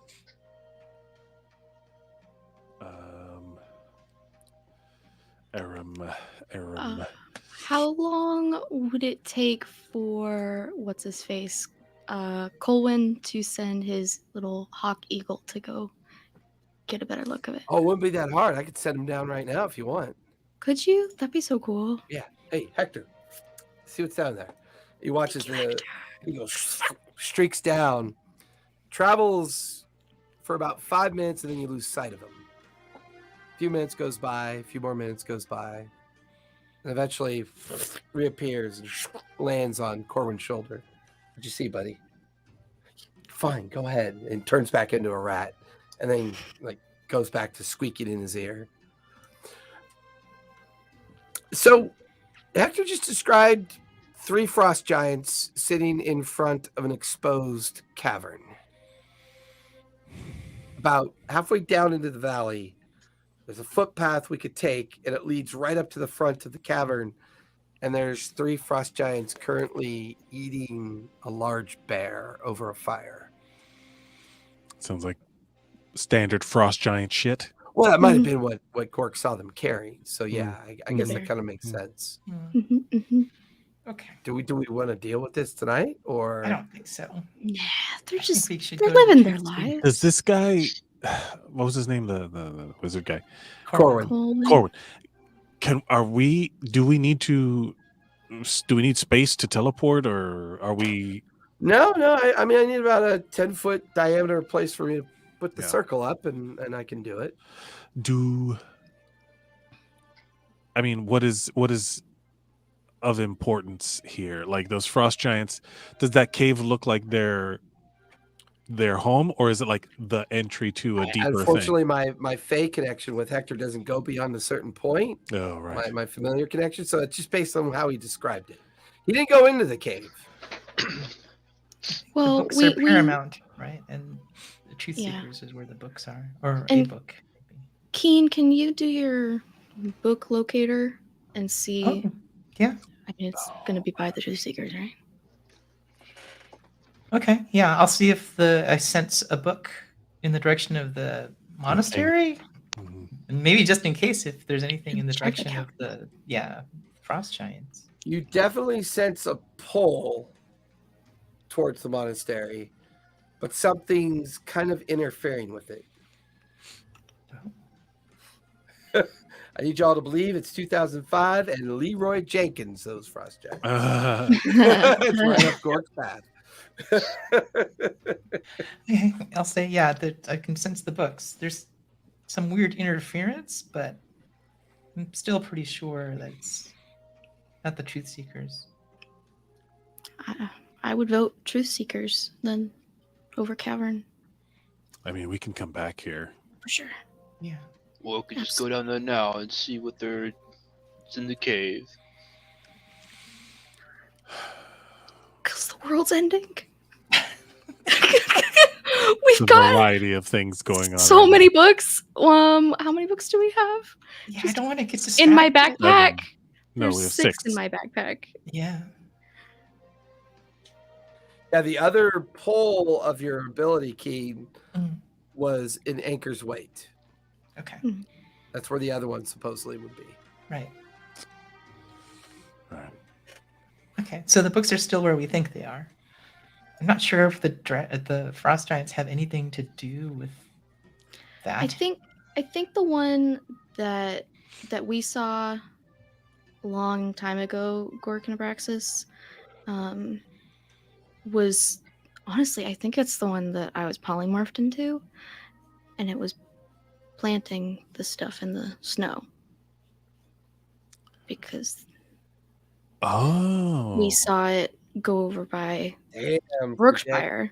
E6 and inspiration for that one. Whoa. That was some deep thought on that one. So you were putting. Oh.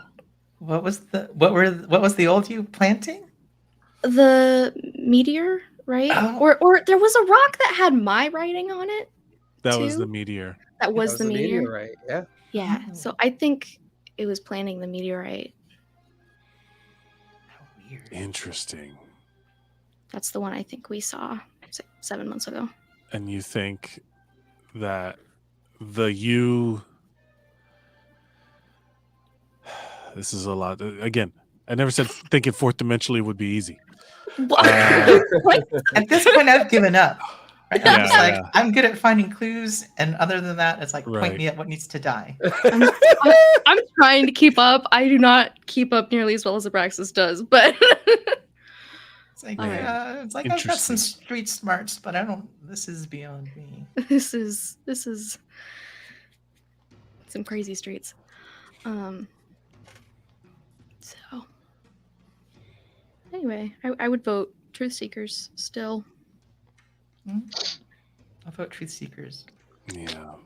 If it's not a dead giveaway, if it's not like obvious book here, then no. Then we need information. We either need information or whatever that we can find there will tell us what's the next important thing. I think We- so. we're Right? not- And we're- if they're like in a cave and eating a bear, it's like, well, they'll probably still be here tomorrow. Right. yeah. And it's winter now, right? So would frost giants like migrate with the winter? Maybe. I don't know. Does it work that way? Are they migratory creatures? I would think maybe sometimes. I don't.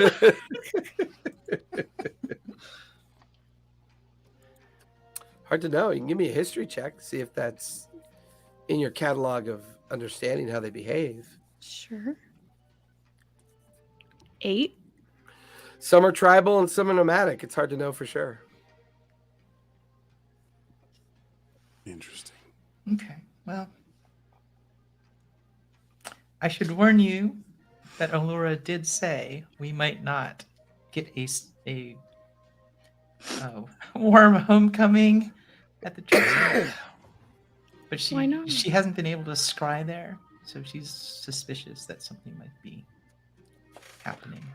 You're with me though, so it should be fine. Shh. Are they usually this secretive?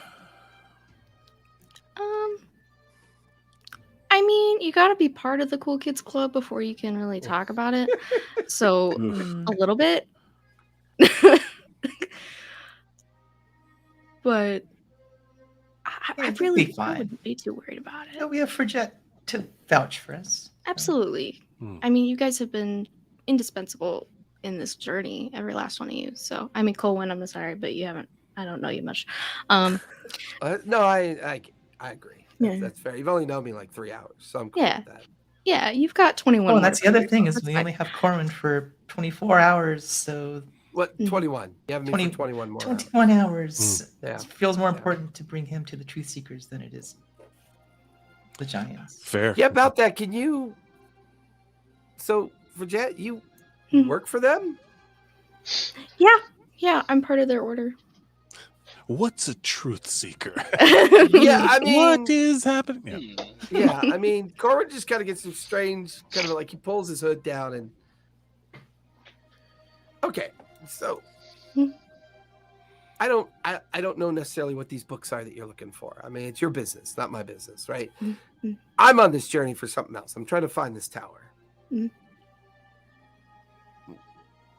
What book are you like? What? Why a book? What? I don't. That might be the part I don't understand.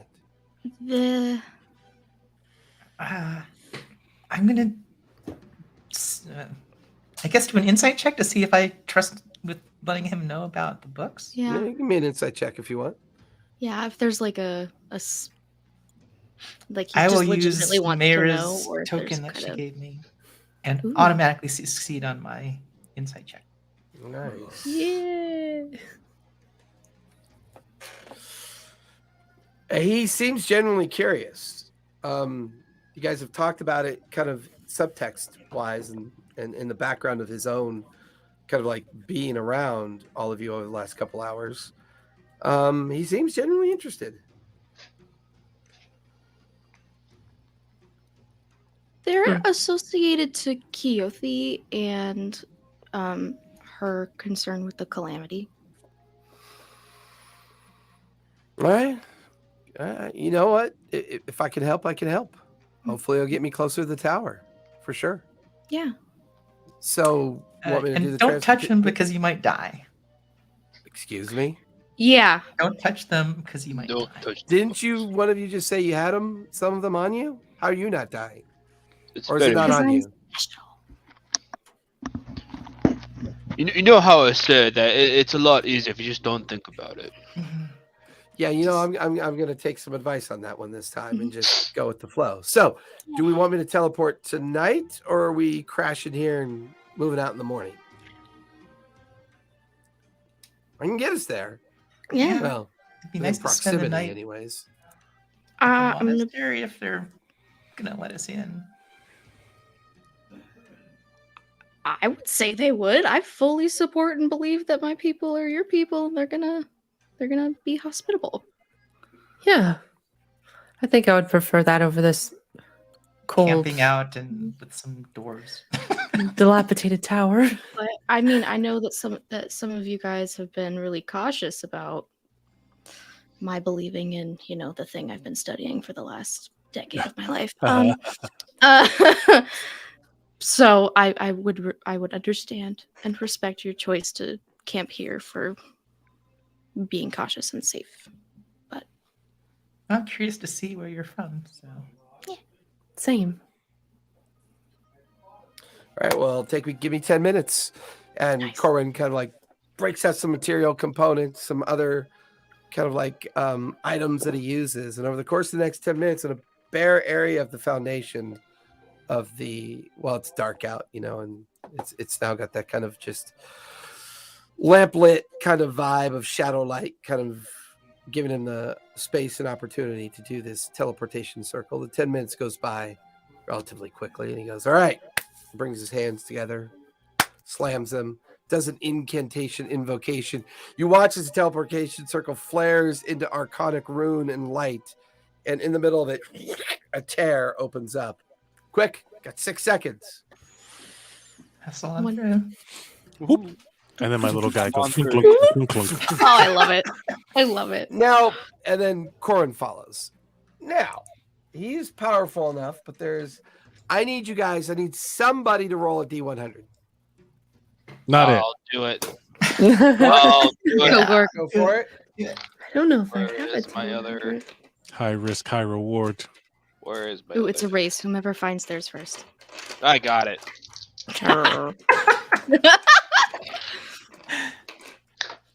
I'm still gonna roll mine just for giggles. 16.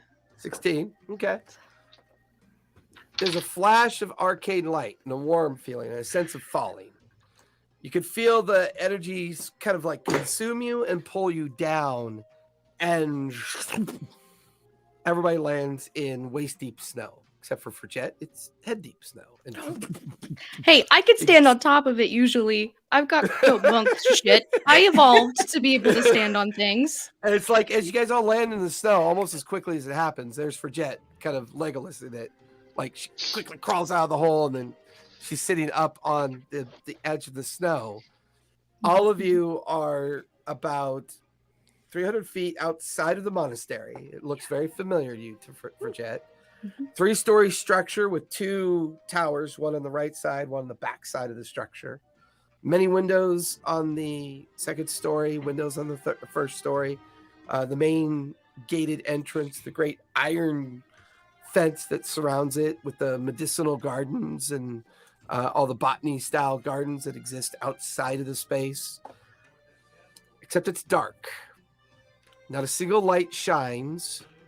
And there's no sign of any movement, no sign of anyone being there. Do they rest early for Jet?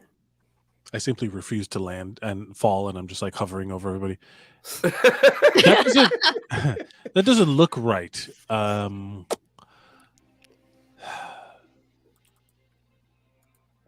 It's a little odd, Yeah, it looks like there's I nobody here. suppose. Maybe the candles they had were just like at the end of their life and burnt out Maybe. early. Maybe. I keep forgetting this wizard guy's name. Corwin. Corwin. Send your. Corwin? Is your familiar still a rat or is it a hawk? It could be either or. I could change it. Sure. Let's go do some scouting, and then as we try to get closer, and I'm gonna try and get like a bird's eye drone surveillance. Okay. And are you and both Hector doing this at this point? I mean, I'm not telling him to do it. I'm just saying I don't know if he can, if there's a range thing, but I'm definitely Well, gonna there's shoot only a out range ahead if and I above. warg into it. If I try to warg into it, Oh, sure. I'm no limited worries. up to 150 feet. But I can command it to go scout and bring back whatever it sees. Get him close enough to watch me, but not do the scouting because I don't want to. Like, Okay. if something goes wrong, I don't want to be out of visual range. So you got it. And And then, he spends a few minutes and apologizes profusely, and then turns back into a hawk and follows Abraxas as both Hector and Abraxas kind of begin to follow the thermals down and a little bit closer away from the hillside of the monastery. Abraxas, give me a perception check with advantage as you begin to get a little bit closer. Perception check with advantage. I'd be just puddling in the snow, like Oh, making a little shit. snowman. Natural 20 for a 32. Whoa! Dang. He I can rolled see a through walls. 19 and a 20. And this, Wow. I can see through time. Everything's a particle. did it. Okay. I see Bridget, all. how are you feeling? I see all. How am I doing? It's Yeah. fine. I mean, I would have just walked right in because it's my home, but Raxus seemed pretty set on Well, scouting, so I guess I'll I'm wait. assuming you guys are trying to walk through the snow. Yeah. And you have little legs, and I'm It's just way gonna take a faster little than you while. are. So I'm just we're all heading the same direction. I'm just way ahead of you guys. Right. So you guys are casually making your way down the hill slope. You're about maybe a couple thousand feet away from the front of the monastery. But Abraxas, you and Hector make the journey a lot faster. That's when you begin to see shutters that are kind of it's a bit windy. It's not snowing, but the shutters on the windows are like like you can see that the main double oaken doors are wide open. The upper door of the right door is broken off the hinge and leaning slightly down on the stairwell. You can see that on the ground floor, there's markings, but from this height, hard to tell for sure what it is in the darkness. But there's something down there. Huh. You can see like ripped curtains fluttering out the windows as the breeze courses through the different open windows. That's when you realize some of the windows are even broken outward and some are broken inward. And there's something very dark streaked along the side of the building under some of the windows. Very clearly struggles have happened. And Hector's above you circling while you're Mhm, circling and scouting the monastery mhm, in kind of like a closer position. mhm.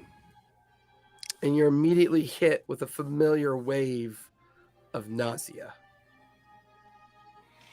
You just feel like there's something here that you can just feel its presence, and it's just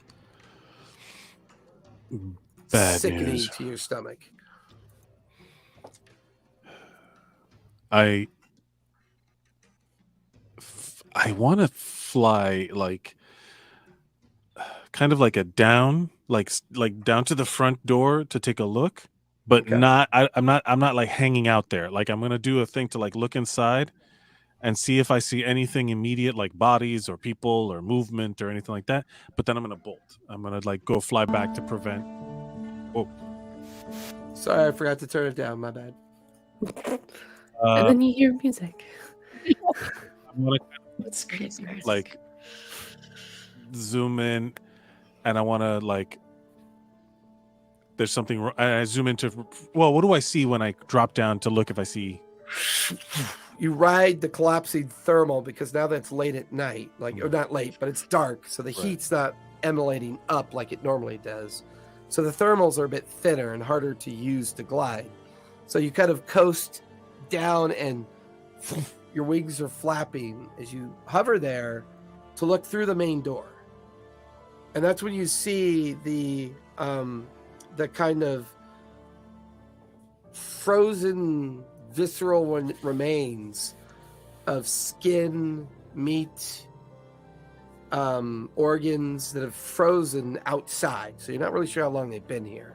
You can see like dried and frozen splotches of blood covering the entire entrance, and maybe 2 or 3 very heavily damaged bodies in the immediate hallway as you look in. And it's just a gore trail of frozen blood all the way into the hallway. Yeah. And I like kind of like do a zoom back and then turn to like kind of catch him, like, hey,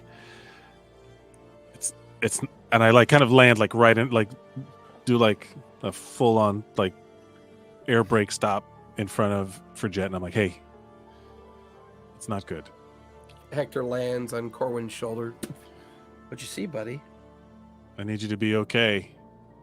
He looks, Corwin's like, kind of was about to say something, then sees Abraxas talking to Frigette, and immediately kind of goes introvert, just doesn't say anything. Mira, What do you mean not good? as Abraxas and Frigette are conversing, there's a shiver that runs up your spine. Erebus in your mind. We have to go now. What's we have to going get out on? of here now, Mira. Something's wrong. And she's going to say out to the group, something's not right here. Do I still sense the book? It's here, but something holds it. Something has it. And as you focus in on the book, all of you watch as Keene drops to all 4, her hands and knees, and begins to retch blood out of her mouth Keene! and onto the ground. And she collapses unconscious onto the ground in her own viscera, kind of like splashed up against her face. Can And her I? eyes rolled up in her head, and now she's beginning to spasm.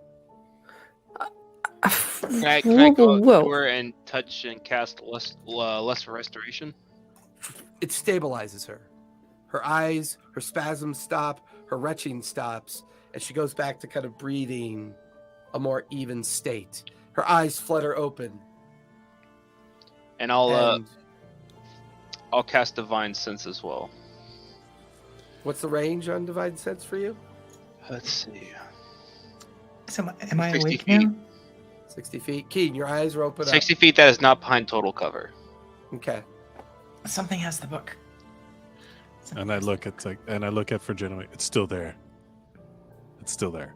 Gork, as your Divine Sense crawls out in front of you, down as close as it could get, it gets close to its edge of its maximum length. And all of you just hear the most guttural laugh that seems to emanate from all the open windows, the open doors, and it echoes out. And it just flows up. Erebus is now in a panic in your mind, Mira. You What is actually here? feel yourself kind of backing away without understanding why. There's so much fear in Erebus at this point. He is almost compelling you to run. I don't think we should stay here. Something is bad here. something foul. We gotta go and find somewhere that we can rest and then come back, because these are my people. I can't not come back at the least. Right? It may not be here if we leave. We We need. have the book. If we can make it bleed, we can make it die. No, I'll cast protection of evil and good. Guys, what is that? You watch as massive clouds of plague flies, millions of them, start disgorging from the windows and doors and forming up into this like massive cloud that is gradually circling and surging around and in and out of the monastery. The guttural laughter getting louder. I would like to cast. I'm gonna cast protection from good and evil. Oh, on myself, Okay. and I am gonna head into the temple. I'm gonna just go Whoa! straight in Gork! the door. Fridget, I'm gonna turn to Fridget and I'm like, these are your people. I'm behind you 100%. Then let's fucking go. All right. Guys, I'd like turn around to have you hop on my shoulders. Mage Corbin's armor. Corbin's like, fuck. Are we really doing this? I'm already in. Gork's like Yeah, running down the hillscape. Abraxas grabs for Jet. Fridget says, Tina, Mira, Fridget's on and my back Corwin with are Baymax. watching Yeah. the three of them run down the hillside towards the entrance of the monastery. The huge swarms of insects gathering, swarming. I have a bad feeling. And now the smell of rot for the three of you approaching the monastery. I'll say to Mir, I'm sorry, I cannot leave them behind. I'm supposed to help. So, you can stay here. I'll start following. Oh, son of I swear to God, this reminds me of Elof when he... And you watch Mira as Corwin puts both his feet into the ground, invokes polymorph. You watch as a 30-foot tall Arctic ape stands there. And he looks at the others getting closer to the monastery, and the ape puts his hand flat in front of you.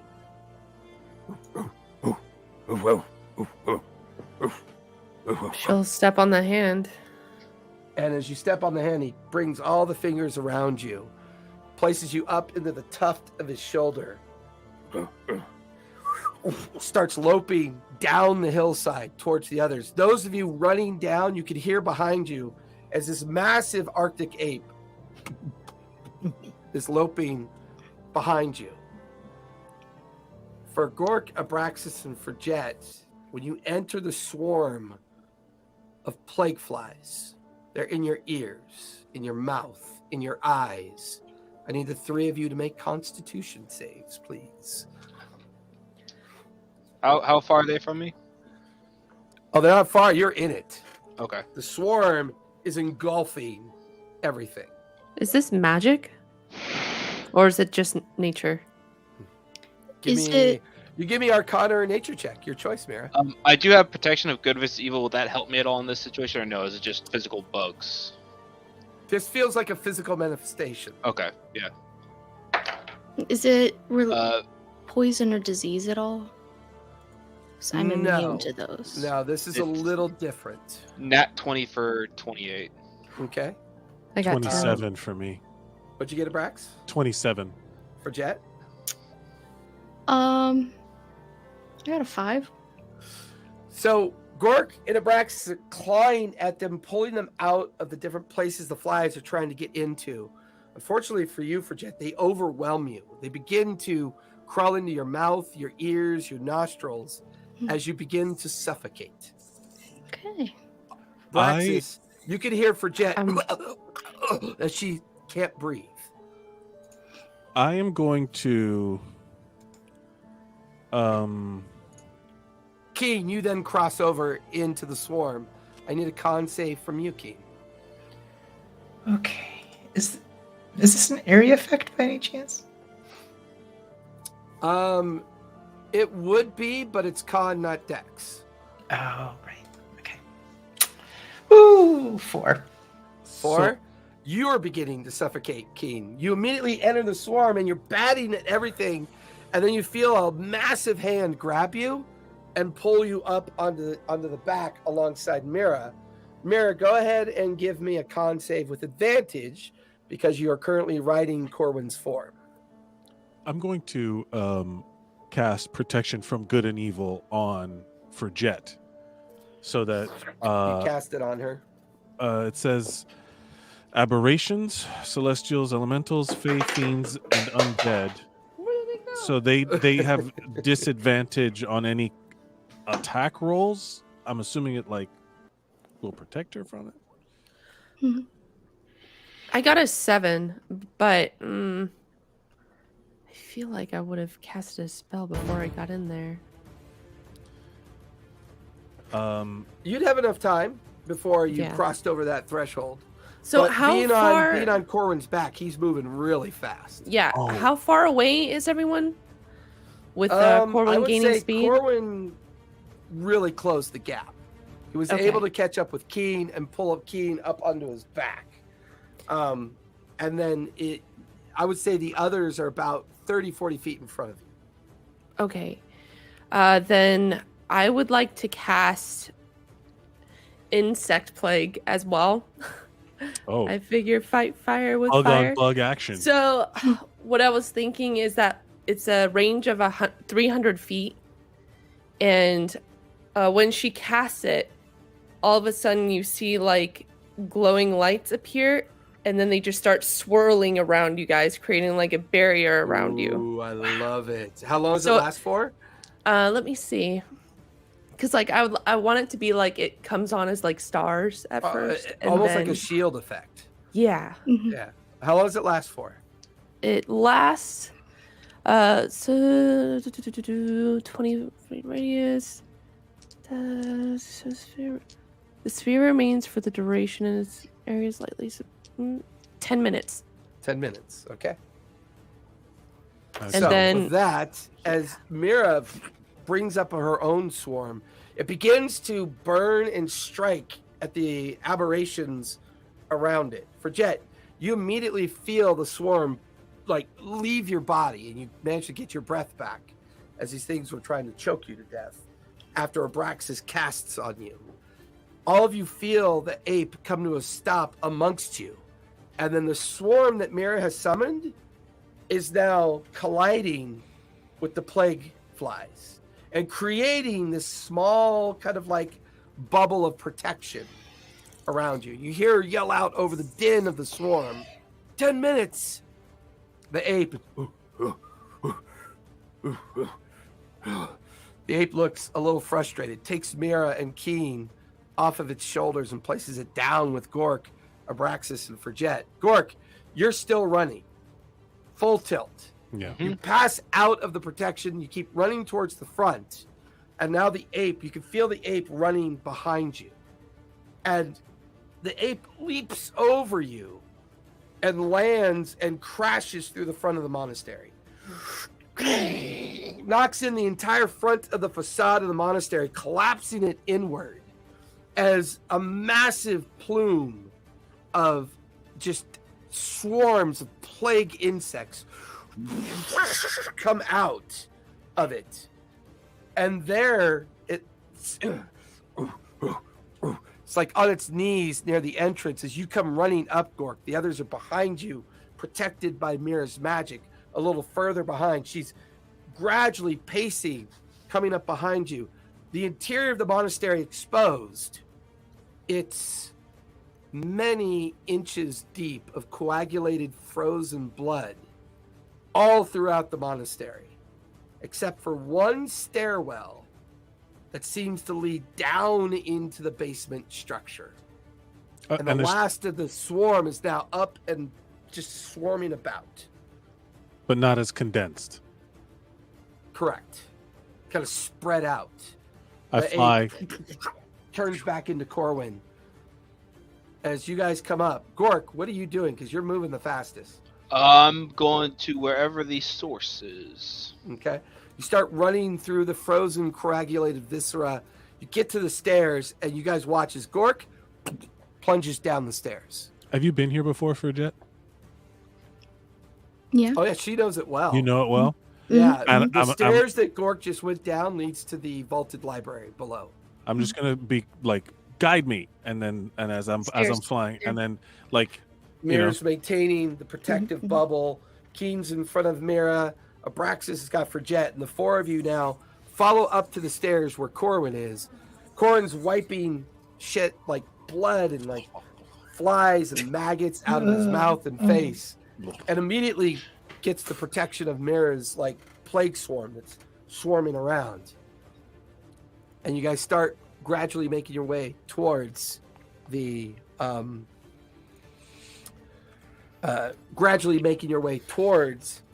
where the stairwell is and where you saw Gork quickly disappear.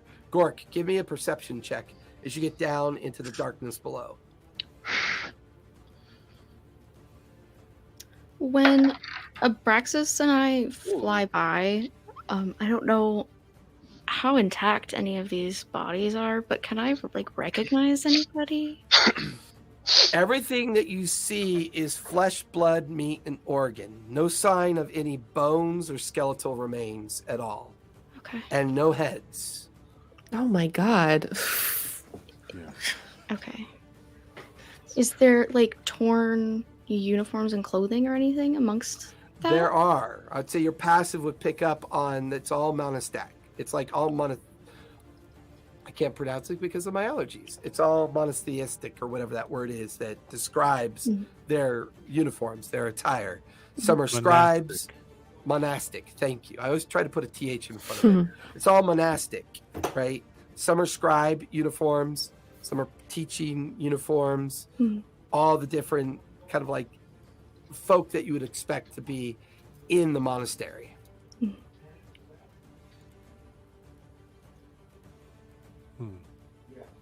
So are we making our way inside right now? Yeah, currently you're moving through the destroyed remains of the front facade that now the swarm is back out again and swarming. And as you get a little bit closer, a little bit deeper in, the swarm is now behind you. As you get to the top of the stairs. Gork, what'd you get?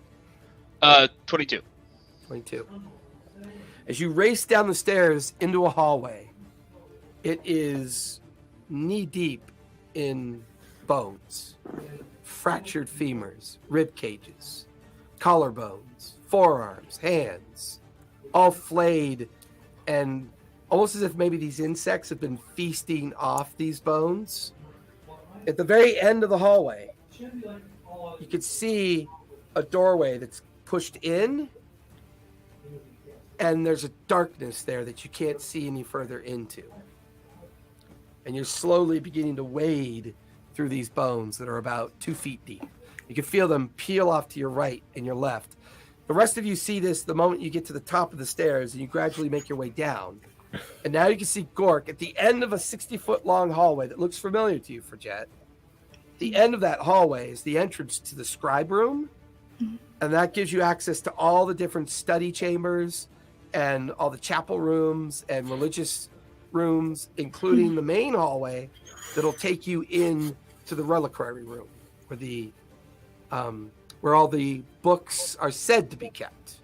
But you know, on your way to that reliquary room, there's a different side passage to a plain door that you were told not to go into when you were very young. That's where I'm trying to get everybody to go to. Okay. Gork, as you get up to the doorway looking in, it's dark to the point that you can't see. And another wave of nausea hits everybody. A familiar laugh.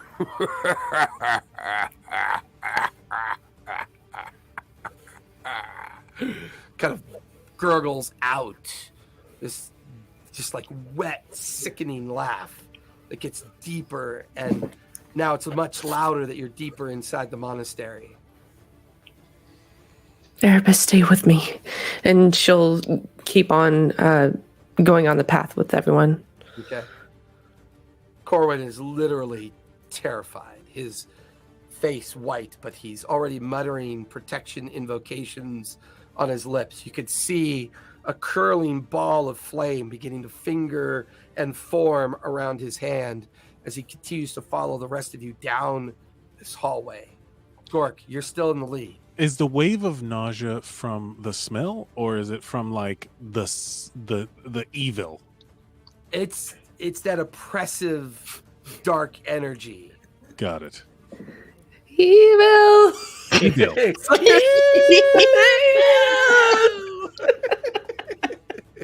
Gork, you're still ahead of the main group, but you're standing in an entrance that is pitch black.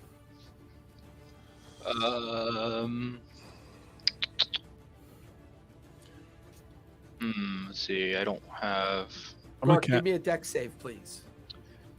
Hold on. Okay.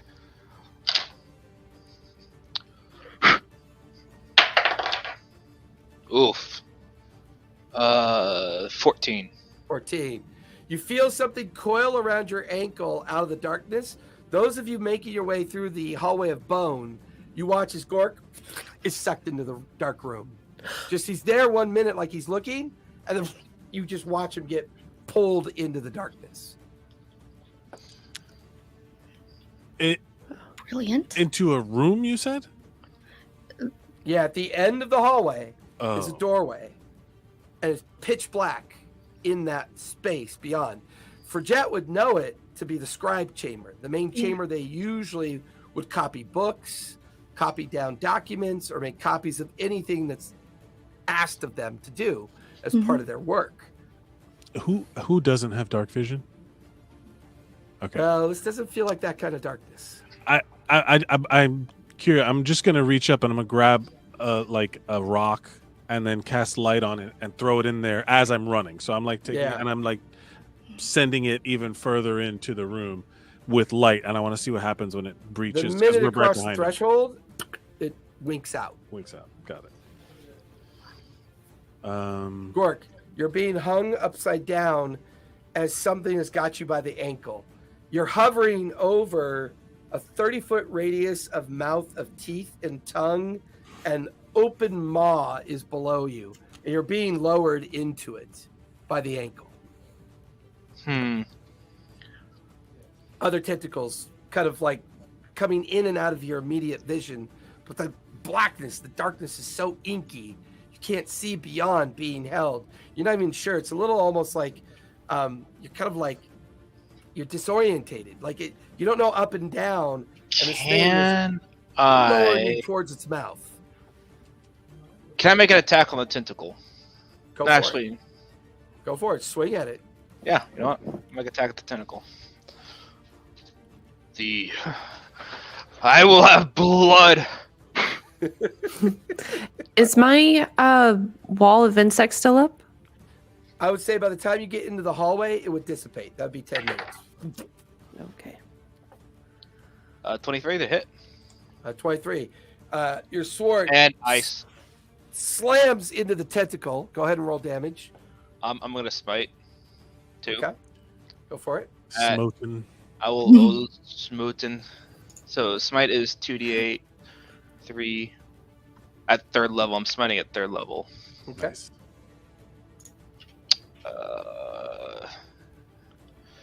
2d12. Hold on. Where's my other d12? I don't have one. Paladin doing paladin thing. Oh yeah, paladin and paladin things. That is a crap roll. 6, 7, 8 slicing damage, Okay. and then Or slashing, depending on your slashing. Slash. perspective. Slicing. So we're already in the room? Not yet.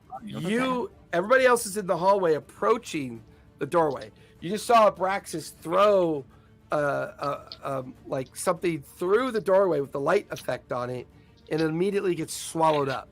You can't see anything in the room that Gork was just pulled into. Gork is having this experience somewhere in that chamber at this point, It's a 15 radiant, which you could double. It is vulnerable to radiance. 30. 30 radiant. Any dice roll is doubled. Your Okay, bonus is normal. What is the what did I say for slashing damage? 6. 6. So 36. 14, so another 28. I need to write this down, y'all. I'm not gonna remember these numbers. 36 plus 28 is 64. 64. You watch as the Well, tentacle I got more. Oh, you do? I got 3 more. Yeah. Oh, Holy moly. 15 for another 30. And then, because I smote at 4th level, which gives me 5d12. Wow. And that last one is a 10 for Okay. 20 total. So that is 114 points of damage. As you slam into the tentacle, you watch as the radiant energy courses from it down into the depths below. And you watch as this creature gyrates in pain. And it recoils and immediately lets you go as you fall into its mouth. And you feel yourself land into a wet, sticky surface of this massive maw that is shrieking and trembling in pain. You can feel the radiant nature of your attack coursing through its body as its mouth closes on you. I'm going Give me a to strike save, please, Gork. Go ahead, Abraxas. as we fly into the room. Like, I mean, you're guiding me into the room. I'm gonna fly into the room, and I'm just going to cast guiding bolt. Mm-hmm. And I'm going to use my restore balance ability so that I do not roll at disadvantage. Okay. It removes. So give me a regular roll. Unfortunately, you can't see anything unless you activate your true sight.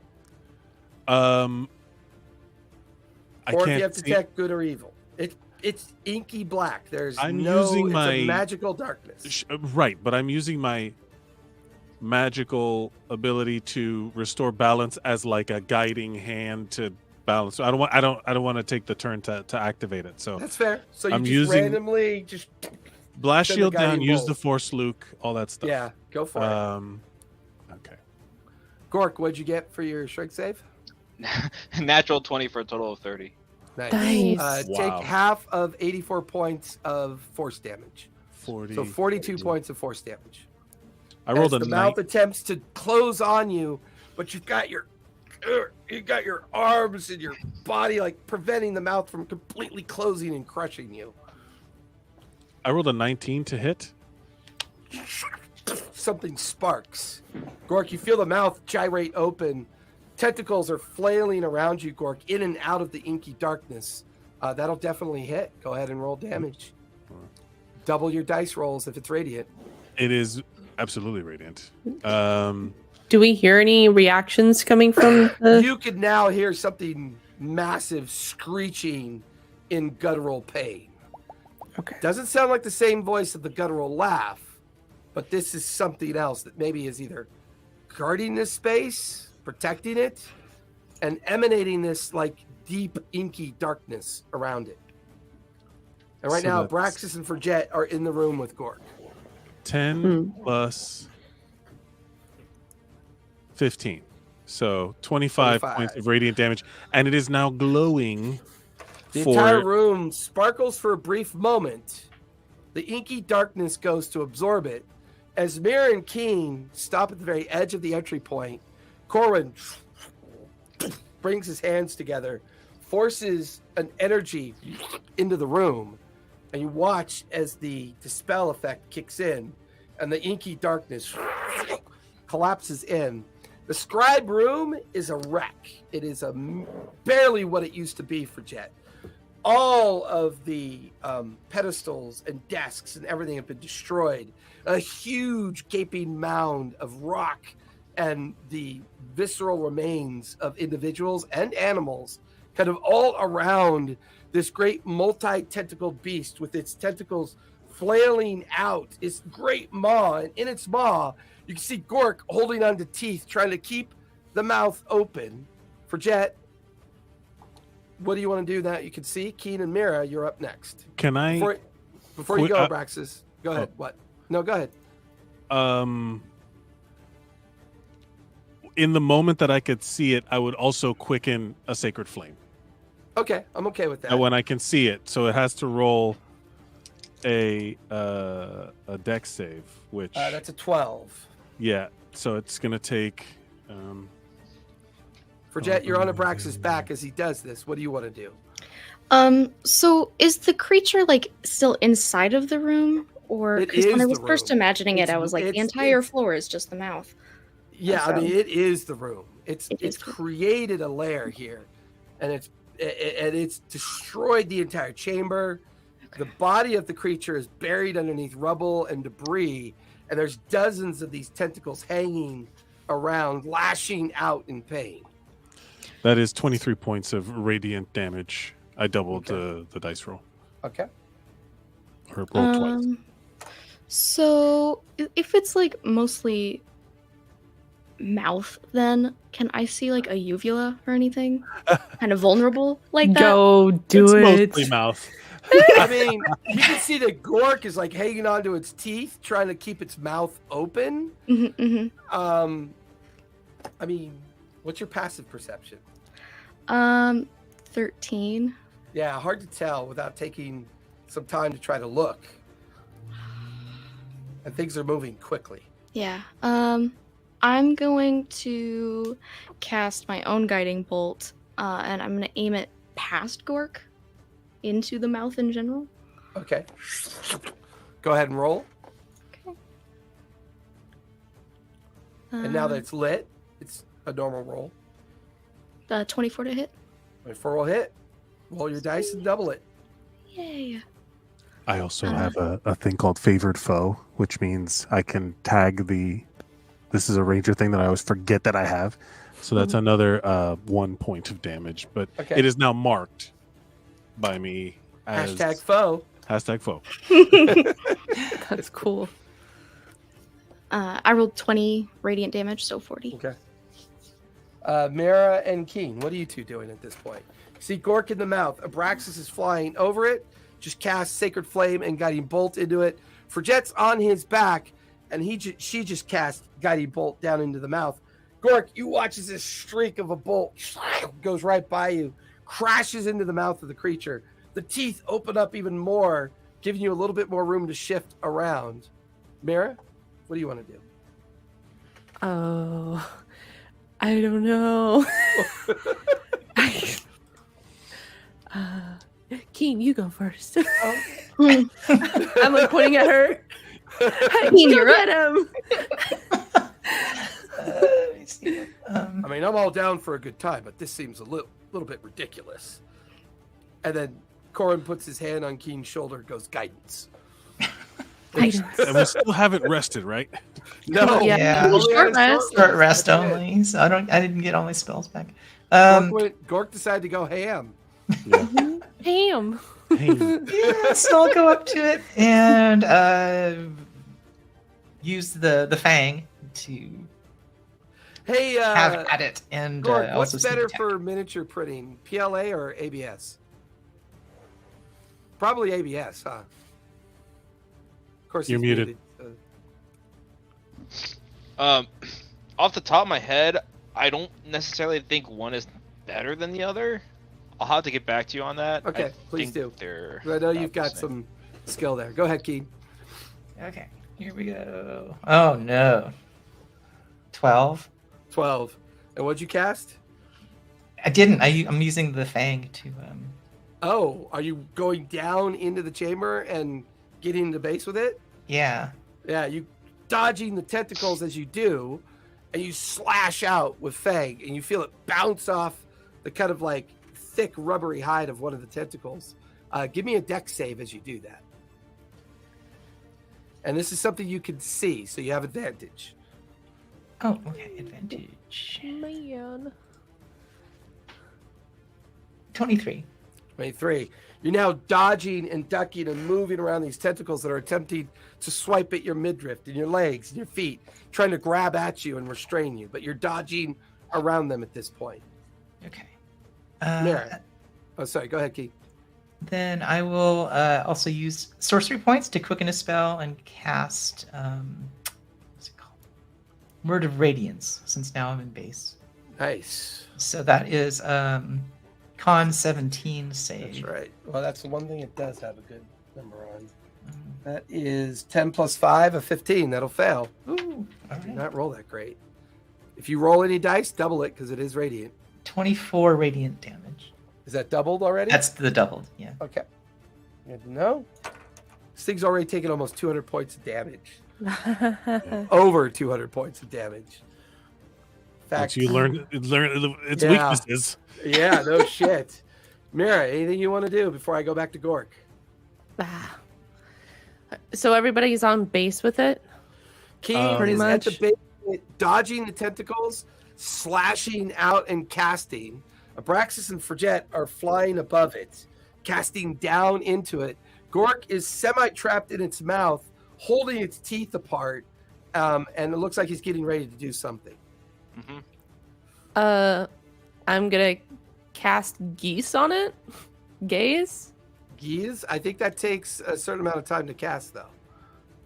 Oh, it's 1 minute. Yep. Fine. Fine. Then I will scoot to an area where nobody is in range of my spell. And actually, sorry guys. Go Goku and Moonbeam that fucker.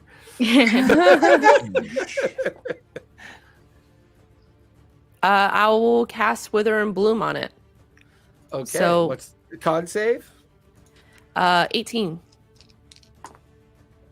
That is 12 plus 5, 17.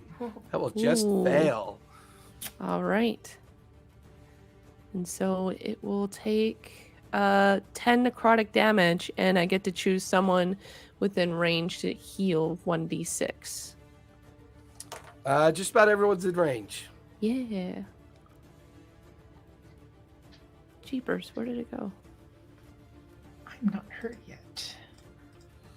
Yeah, I think Gork is, though. Gork is definitely injured, yes.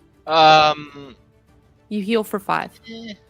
I mean, you are in the mouth of the beast.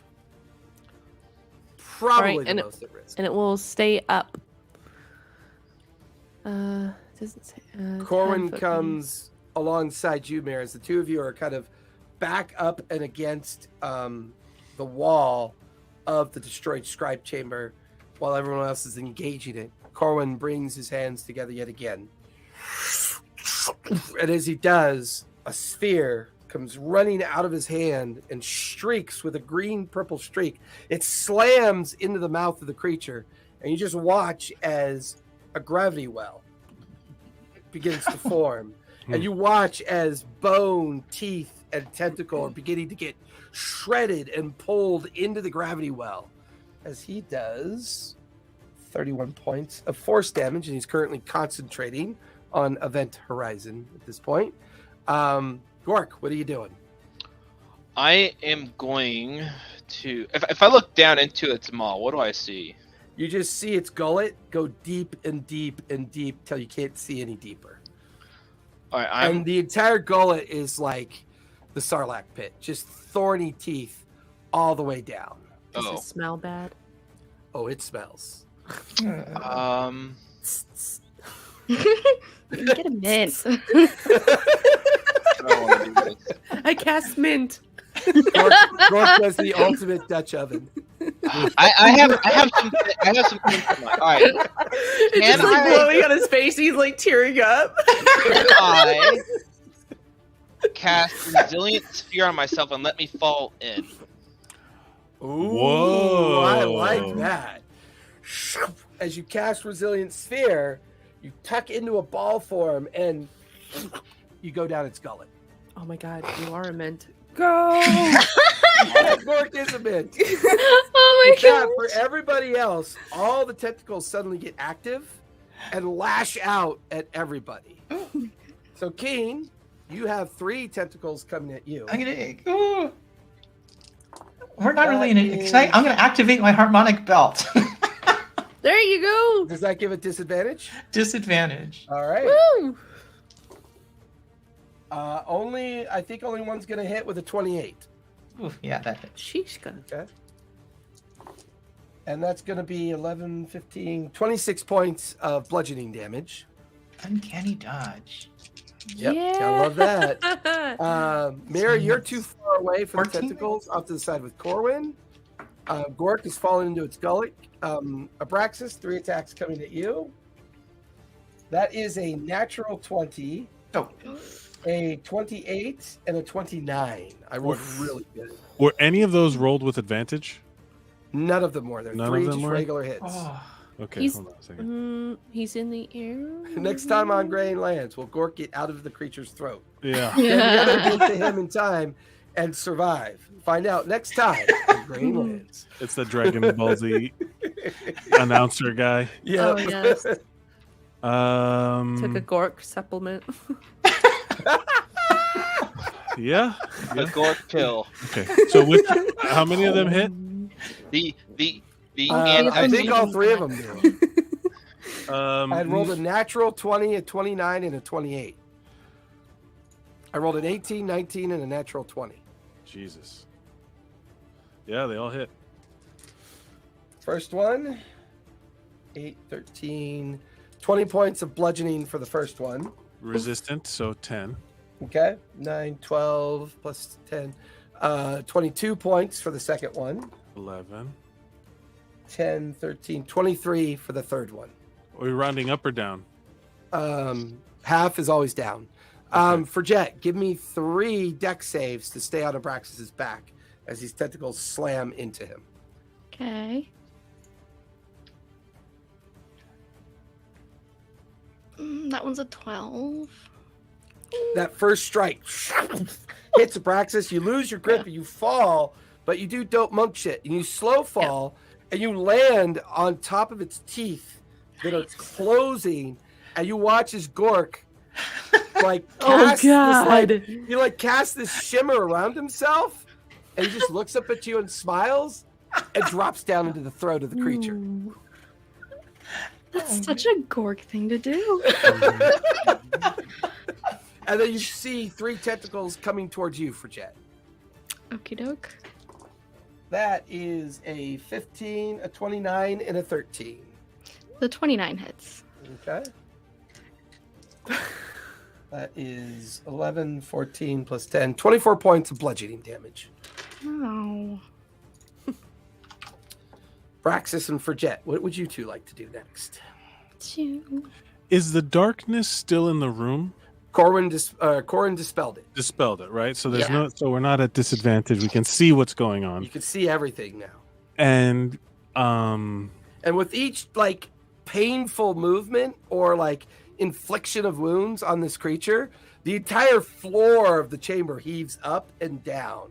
You get the feeling what you can see on top is only part of what the creature really is. right. I'm going to drop my guy, my little construct, my little Okay. metal clunk clunk clunk clunk. And Clunk, So- clunk, clunk. since he's metal, he has a thing called heated body. So he does anyone within 5 feet of him gets 10 fire damage. Oh my god. Not 10, a D10. 1d10 fire damage every turn. Okay. Are you dropping it down into its mouth? Because you're right above it. That's where Frigid fell. Aerial drop. Yeah. For So sure. you Just And you like drop it into the mouth. Frigid, something metallic drops right by you. And it's going, it's like, it's like waving its little arms as it goes by you and lands inside the mouth of the creature. He's your mood, and he buddy. gets 2 attacks on his turn to Yeah, slam go for it. slam. So he's also gonna fight his way down and just like yeah. No, it's fair. So he does. I can't do this on D&D Beyond because I don't have the thing there. I don't know how to do it. Yep. So I will roll here. So multi-attack slam with my spell attack modifier. Okay, so Makes sense. it's basically He one of, summons arcanely through you, so that makes sense. yeah, my spell attack. So it's plus 10 to this or whatever it is. Roll. 21 for You just go Army of Darkness on this one. 24. I'm sorry, 21, and it's a D8 plus 4 plus the spell's level, which is 4. So D8 plus 8. Yep. Go for it. That definitely hits. So it's 3 plus 8, it's 11, and then he's gonna do it one more time, one more again, and that is a 22. That'll hit. 2 plus 8 is 10, and here's a D10 for that fire damage. Okay. 7 Nice. fire damage. So it's just like a little ball of punching, and just For Jet, you're on top of the teeth looking down as this creature, this little metal creature, lands inside, causes the tongue and like the side of the mouth meat to kind of blister from the heat. And it's currently purposely crawling its way down the gullet and shredding it and punching it as it goes to chase after Gork, who's now falling through the throat of the creature. Fabulous. You're currently standing on the teeth of the creature, maintaining your balance. that doesn't take any of my action, by the way, so I can still do stuff. So we for Jet go, and then I'll go do something else. Okay, that's fair. Okay. We're not really in initiative, so when you're describing what you're doing, try to get it all in at the same time. I'm gonna take my staff and I'm gonna give myself divine favor. So when I hit Okay. with it, it's plus 1d4 radiant damage. Nice. Yeah. Hello. And I'm gonna start whacking. Go for it. Take all your attacks. So anyway, I started swinging. Oh, you started swinging. Wow. Okay. That is 22 Whatever, and right. 22 to hit. There we go. Got my pet with me today. Both will hit. Go ahead and roll for damage. Nice. Okay. So 15 and 8 bludgeoning Okay. plus. And any radiant damage you double. So So that D4 gets doubled. it's going to be 12 radiant in total. Okay. And how much bludgeoning? 15 plus 8, so 23. Okay. You're just on the face of the teeth of this creature. Poof, poof. You just got your staff crashing down into it. Abraxas, what else did you want to do real quick? I'm going to guiding bolt again, but I'm going to twin it. Okay. So it's two coming at you. On either side of Forjet, go for it. Yeah. First one is a 26. I'll just roll both attacks real quick. First one is Okay. 26. The second one is 18. Does 18 hit? 18 will just barely miss. Oh, okay. So I only get one. All right. So I'm just going to roll this twice. So that's 12 plus, that's not great. 12 plus 11, 23 points of radiant damage. Okay. That. Mira and Keen. Keen, what are you doing? You can see Abraxas and Forjet was above. Abraxas is twin casting down into it. Forjet's now balancing on its closed teeth and slamming her staff into the head. Off to your right, you can see Mira and Corwin up against the wall near some rubble. And you're at the base where the creature's head comes out of the ground, surrounded by tentacles. And now then it's glowing faintly with advantage. Correct. So, Keen, you are up. What would you like to try to do? Let's see. I will reach out to touch it and cast inflict wounds at Use fourth do level. it. Do it. Do the thing. Is it a to hit roll? It is a 2-hit roll. You have advantage. It's glowing very brightly. Advantage. Come on. I'm going to do favored by the gods and add 2d4. Go for Yeah. it. Do it. Do it. Do it. Do it. 23 to hit. 23 will definitely hit. Go ahead and roll damage. Is it radiant? It is, I think it's necrotic. It's Okay. necrotic. We can make it radiant. I wish I could. Can I say with my Erebus is in your mind right now. You're going, what the fuck are we doing here? Get out of here. This isn't even the worst of it. This is its pet. Let's go. Let's go. 41. 41. Nice. Oh man, inflict wounds is such a good spell. It is. Unfortunately, it requires that you physically touch the skin of the main body of the creature. I need you to make a con save, please. Oh my god. Yep. Knew it. Would that be considered? 12. Because of what you've experienced, the moment that you touch the creature, you immediately warg into the creature itself. And you feel this energy pull you deeper and deeper into this feeling. And there you see, sitting on top of a great pile of bone, its master. It sits there. Underneath it, great remains of hundreds of creatures. The Nurgle-like creature sitting there. It stares as you, for a moment, establish a telepathic connection with it. As you take, as it laughs at you, staring at it, as you take 82 points of psychic damage. And you feel that connection break as you release after inflicting wounds Oh my god. on the creature. Can you have that or something? The Brax is like, flies down. You okay? Can you do something? So, because it's Is not. that it? Are we? Fuck. Oh, I'm down to 12 points. Oh my god. Yeah. Mira, you just watched Keen do heavy damage to it by touching it, but then there was a flash of black energy as she bounced off of it. Did it have the book? Didn't the thing I see have the book? It was holding something in its hand. Ooh. Wait, is the big creature I fell in still there? Yeah. Oh yeah, Okay. That's It's a what we're separate fighting. vision that Keen just had. Gotcha. Yeah, gotcha, that was gotcha. associated with him. Yeah, okay. Is the boon of the Everlast still active if we haven't used it? When does that like just go away? Because it goes away. It's forever until you activate it. What Okay. does the boon do? Yeah, the Invoke boon. gives you the benefits of a long rest.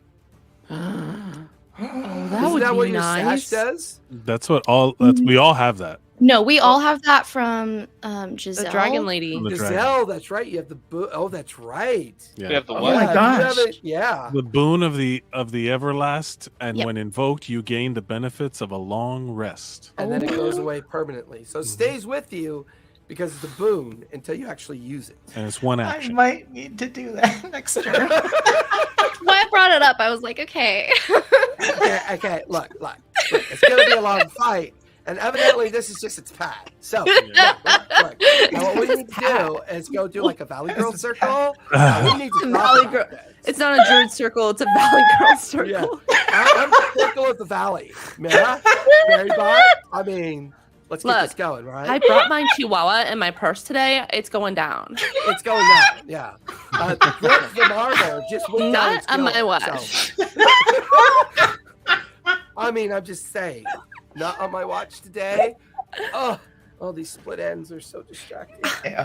I mean, I just got my nails done, so let's just get this going. Frigette snorting. I did it. We did it. Frigette snort. We did it. We won D&D. We did it. Okay. Oh, my God.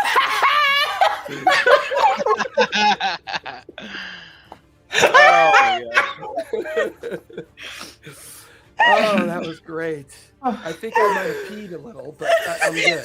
I'm good. That's amazing. Okay. Oh, I consider it a miracle every time I almost pee. Oh man.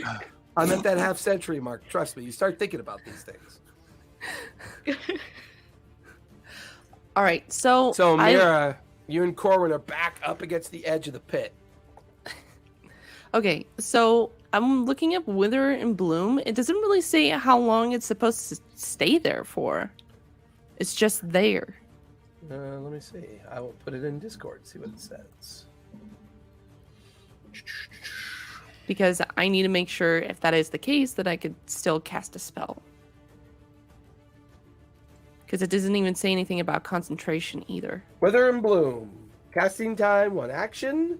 Instantaneous is the duration. So it happens the moment you cast it. And then Happens goes once. away. And then it goes away? I believe so. That's what It's It doesn't usually say what, that. It's a guiding That- bolt or a thing. It's just yeah, one. It's that's a one. usually what one-off. instantaneous means. Okie dokie. Then after I see Keen look very distressed, I'm going to I'm gonna where the hecky who? Oh, that was great. Where the hecky who? I'd like to cast Healing Word on her at 4th Okay. level. Okay, she's definitely in range. Go ahead and roll. You heal for 12 points. 12 points, Keen. However, that 12 turns into 52 as Corwin places his hands on your shoulders, Mira, and boosts your divine effect. And you feel like divinity energy come through your arms and hands, and your healing word just gives off this physical manifestation. As Keen, you get 52 hit points back. Wow. And I'll look to And that'll- Corwin. I think we should have you around more often. Yeah, but look, I've only got another 20 hours, and we're inside of a haunted, plague-bound monastery, messing with a creature that's, you know what? Never mind. And just kind of goes back to focusing on the fight. You know you love it. Gork, you are currently falling and falling and falling. After a few seconds, you're in this giant stomach of acid and bubbling kind of like meat and muscle and tissue all around you. And every time something's going on up above, it undulates all the way down here where the stomach kind of tosses you around a bit. What is your evil, wicked plan, Gork? He has a sphere still on, right? Yeah, he's in Yeah. the stomach acids with the sphere. How long does it last for, Gork? Like an hour, I think. Oh, yeah, you're good then. Yeah. No, concentration up to 1 minute. Yeah, that's what I But- figured. That's still enough time. Oh, sure. Now what do I want to do? I have no idea how hurt this thing is. I will ask her. So it's not like is it squeezing in on the orb, trying to like? Not really. It's just kind of bouncing you around its massive stomach. How deep does the acid seem? The stomach acid. You're free floating in the orb. Gross. I'm like. I mean, that's how pills work, so. I'm going to. Are you going to hamster ball an orb in the stomach of a plague Yeah. beast? Yeah. You know what? Why not? It's Saturday night. I'm a Let's just keep hamster this ball orbit rolling. because I'm just in the middle. I can't do anything if I fall into the You acid. hear this metallic squeal? And this little metal automaton bounces off the orb and onto a pile of meat and muscle off to the side. Oh, it And fell just straight through. It continues- wasn't and it's just stuck. continuing to Alright. tear and I'm pummel a its way. hamster ball over to near the wall, right? you're like, I'm gonna like place my sword up to the orb, and I'm immediately gonna dispel the orb and shove the sword into the stomach wall, and I'm just gonna like kind of try and hang there so I don't fall into the acid. that's certainly worth an attempt. Sorry, I guess I gotta make the attack roll. Wow. I don't know. I'm gonna stab it on the inside, and then maybe I'll fall in the acid. Maybe I You're won't, I don't going know. full on Drax. Yeah, sure.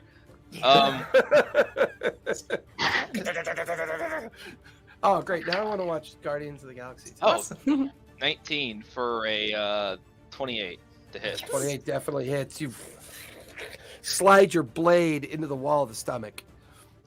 You get multiple attacks, don't you? Oh shit, you're right. Might. I I will say after That your look of joy. after your second strike, we'll say you'll hang on to your Smite counts blade. as a spell, right? I can't cast Smite twice. Or is that like a react? Correct. Hold on. Yeah, you can only ever cast Smite during your first attack. With Okay, so- metrics, you can. So I'm gonna stab it. I'm gonna stab it, and I'm gonna pull it out. And I'm gonna stab it again. So So like you dispel and go really quick twice. okay, so into the first, side of the so the stomach. first attack I smite. It hit for 11 slashing, Okay. and the smite will again be at 3rd level. Keep rolling and keep adding up, my friend.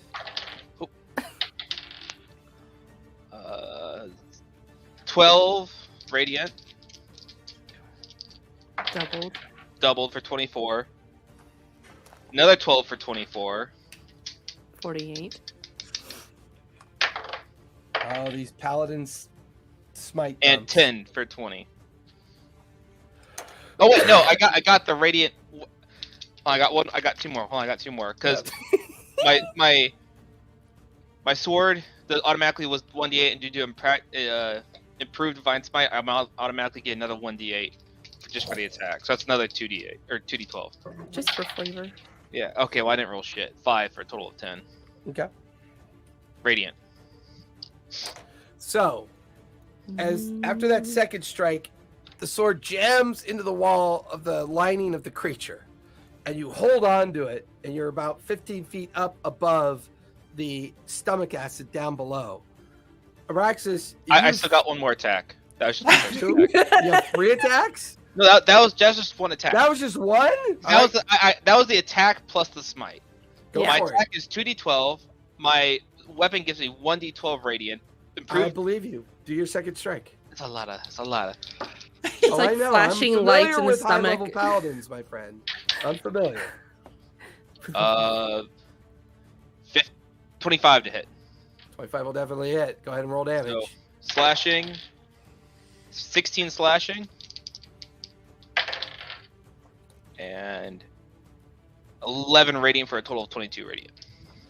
So, you feel this on that second strike, the sword penetrates through the lining of the wall and sticks into something heavy and dense of the meat of the body of the creature. And you're now hanging there like this, about 15 feet above the boiling kind of stomach acid down below. And you're kind of like hanging on. Give me an athletics check to make sure you're holding on well. 21. 21. So yeah, you're hanging there. Meanwhile, off to your left, on a pile of meat and like skin, this little metal automaton is like ripping in to the remains. Up above, the entire creature spasms. All the tentacles begin to droop. The body of the creature begins to settle into the hole. And for Jet, you kind of jump monk style off to the edge as you watch the main form of the creature retract, descend, and descend. Gork, I need you to make a strength save as a very large creature is collapsing in on itself. Is it still alive? No. Oh. Not. Oh. I killed it. no. Oh. Yeah, he Can did we see 116 mouth? damage on that turn. Yeah. Can we see into the mouth? Like, can I see from flying over it into the mouth? The mouth is currently shut and collapsing down in on itself. I would like 24. to cast polymorph on it and make it turn into like a little puppy, or wait, no, not a puppy. A seal or something. Has to be a living creature or Yeah. object. It only work. It doesn't work if it has 0 hit points. Yeah. Damn. Well, my guy is Good also idea. inside there with him. Yeah. Yeah. So you immediately, Abraxas, feel the connection with your entity snuff out Yep. as it takes 100 points of Acid. force damage Oh. from the collapse of the size of the creature. Gork, you take half of that because you made your strength save. And you're Half currently half of what? 100. So Okay. 50 points of force damage from the collapsing body of this huge beast collapsing on top of you. And that's where we're going to finish tonight. Ah! You have entered the monastery and begun the Battle of Beelzebub's book. Welcome to level 17 or 16, everybody. Ooh. You'll level up 16? tonight. Interesting. Oh, Level 16. Interesting. Well, Sweet 16. gross fight. Well done. Gross. Well done with the grossness. Gross. One Lots of my of favorite. You're viscera. currently This, taking on Yeah. you're Lots of currently gross. taking on a plague demon is what you're currently taking on. So think 40k Nurgle, Gork. Yep, I was thinking. Well, Fantastic. thanks Also- everybody for coming out. We appreciate it. We'll be back here, I believe, next Sunday, correct, or next Saturday. Mhm. So schedule-wise, That's the last we one. will be back here the Mondays, right? 17th, but we will be off the 24th, and potentially the 31st as well. That's New Year's Eve. Ooh. So we are due to come back after the 17th on the 7th. So keep those schedules in mind as we move forward. And we are about to recover, hopefully, the next book, which only leaves one book after that, folks. So, Oh, as I always like to dang. say, be kind, stay safe, play a game. It's good for you. We'll see you guys next week. bye. You guys linger because I got a funny story for you. Uh-oh.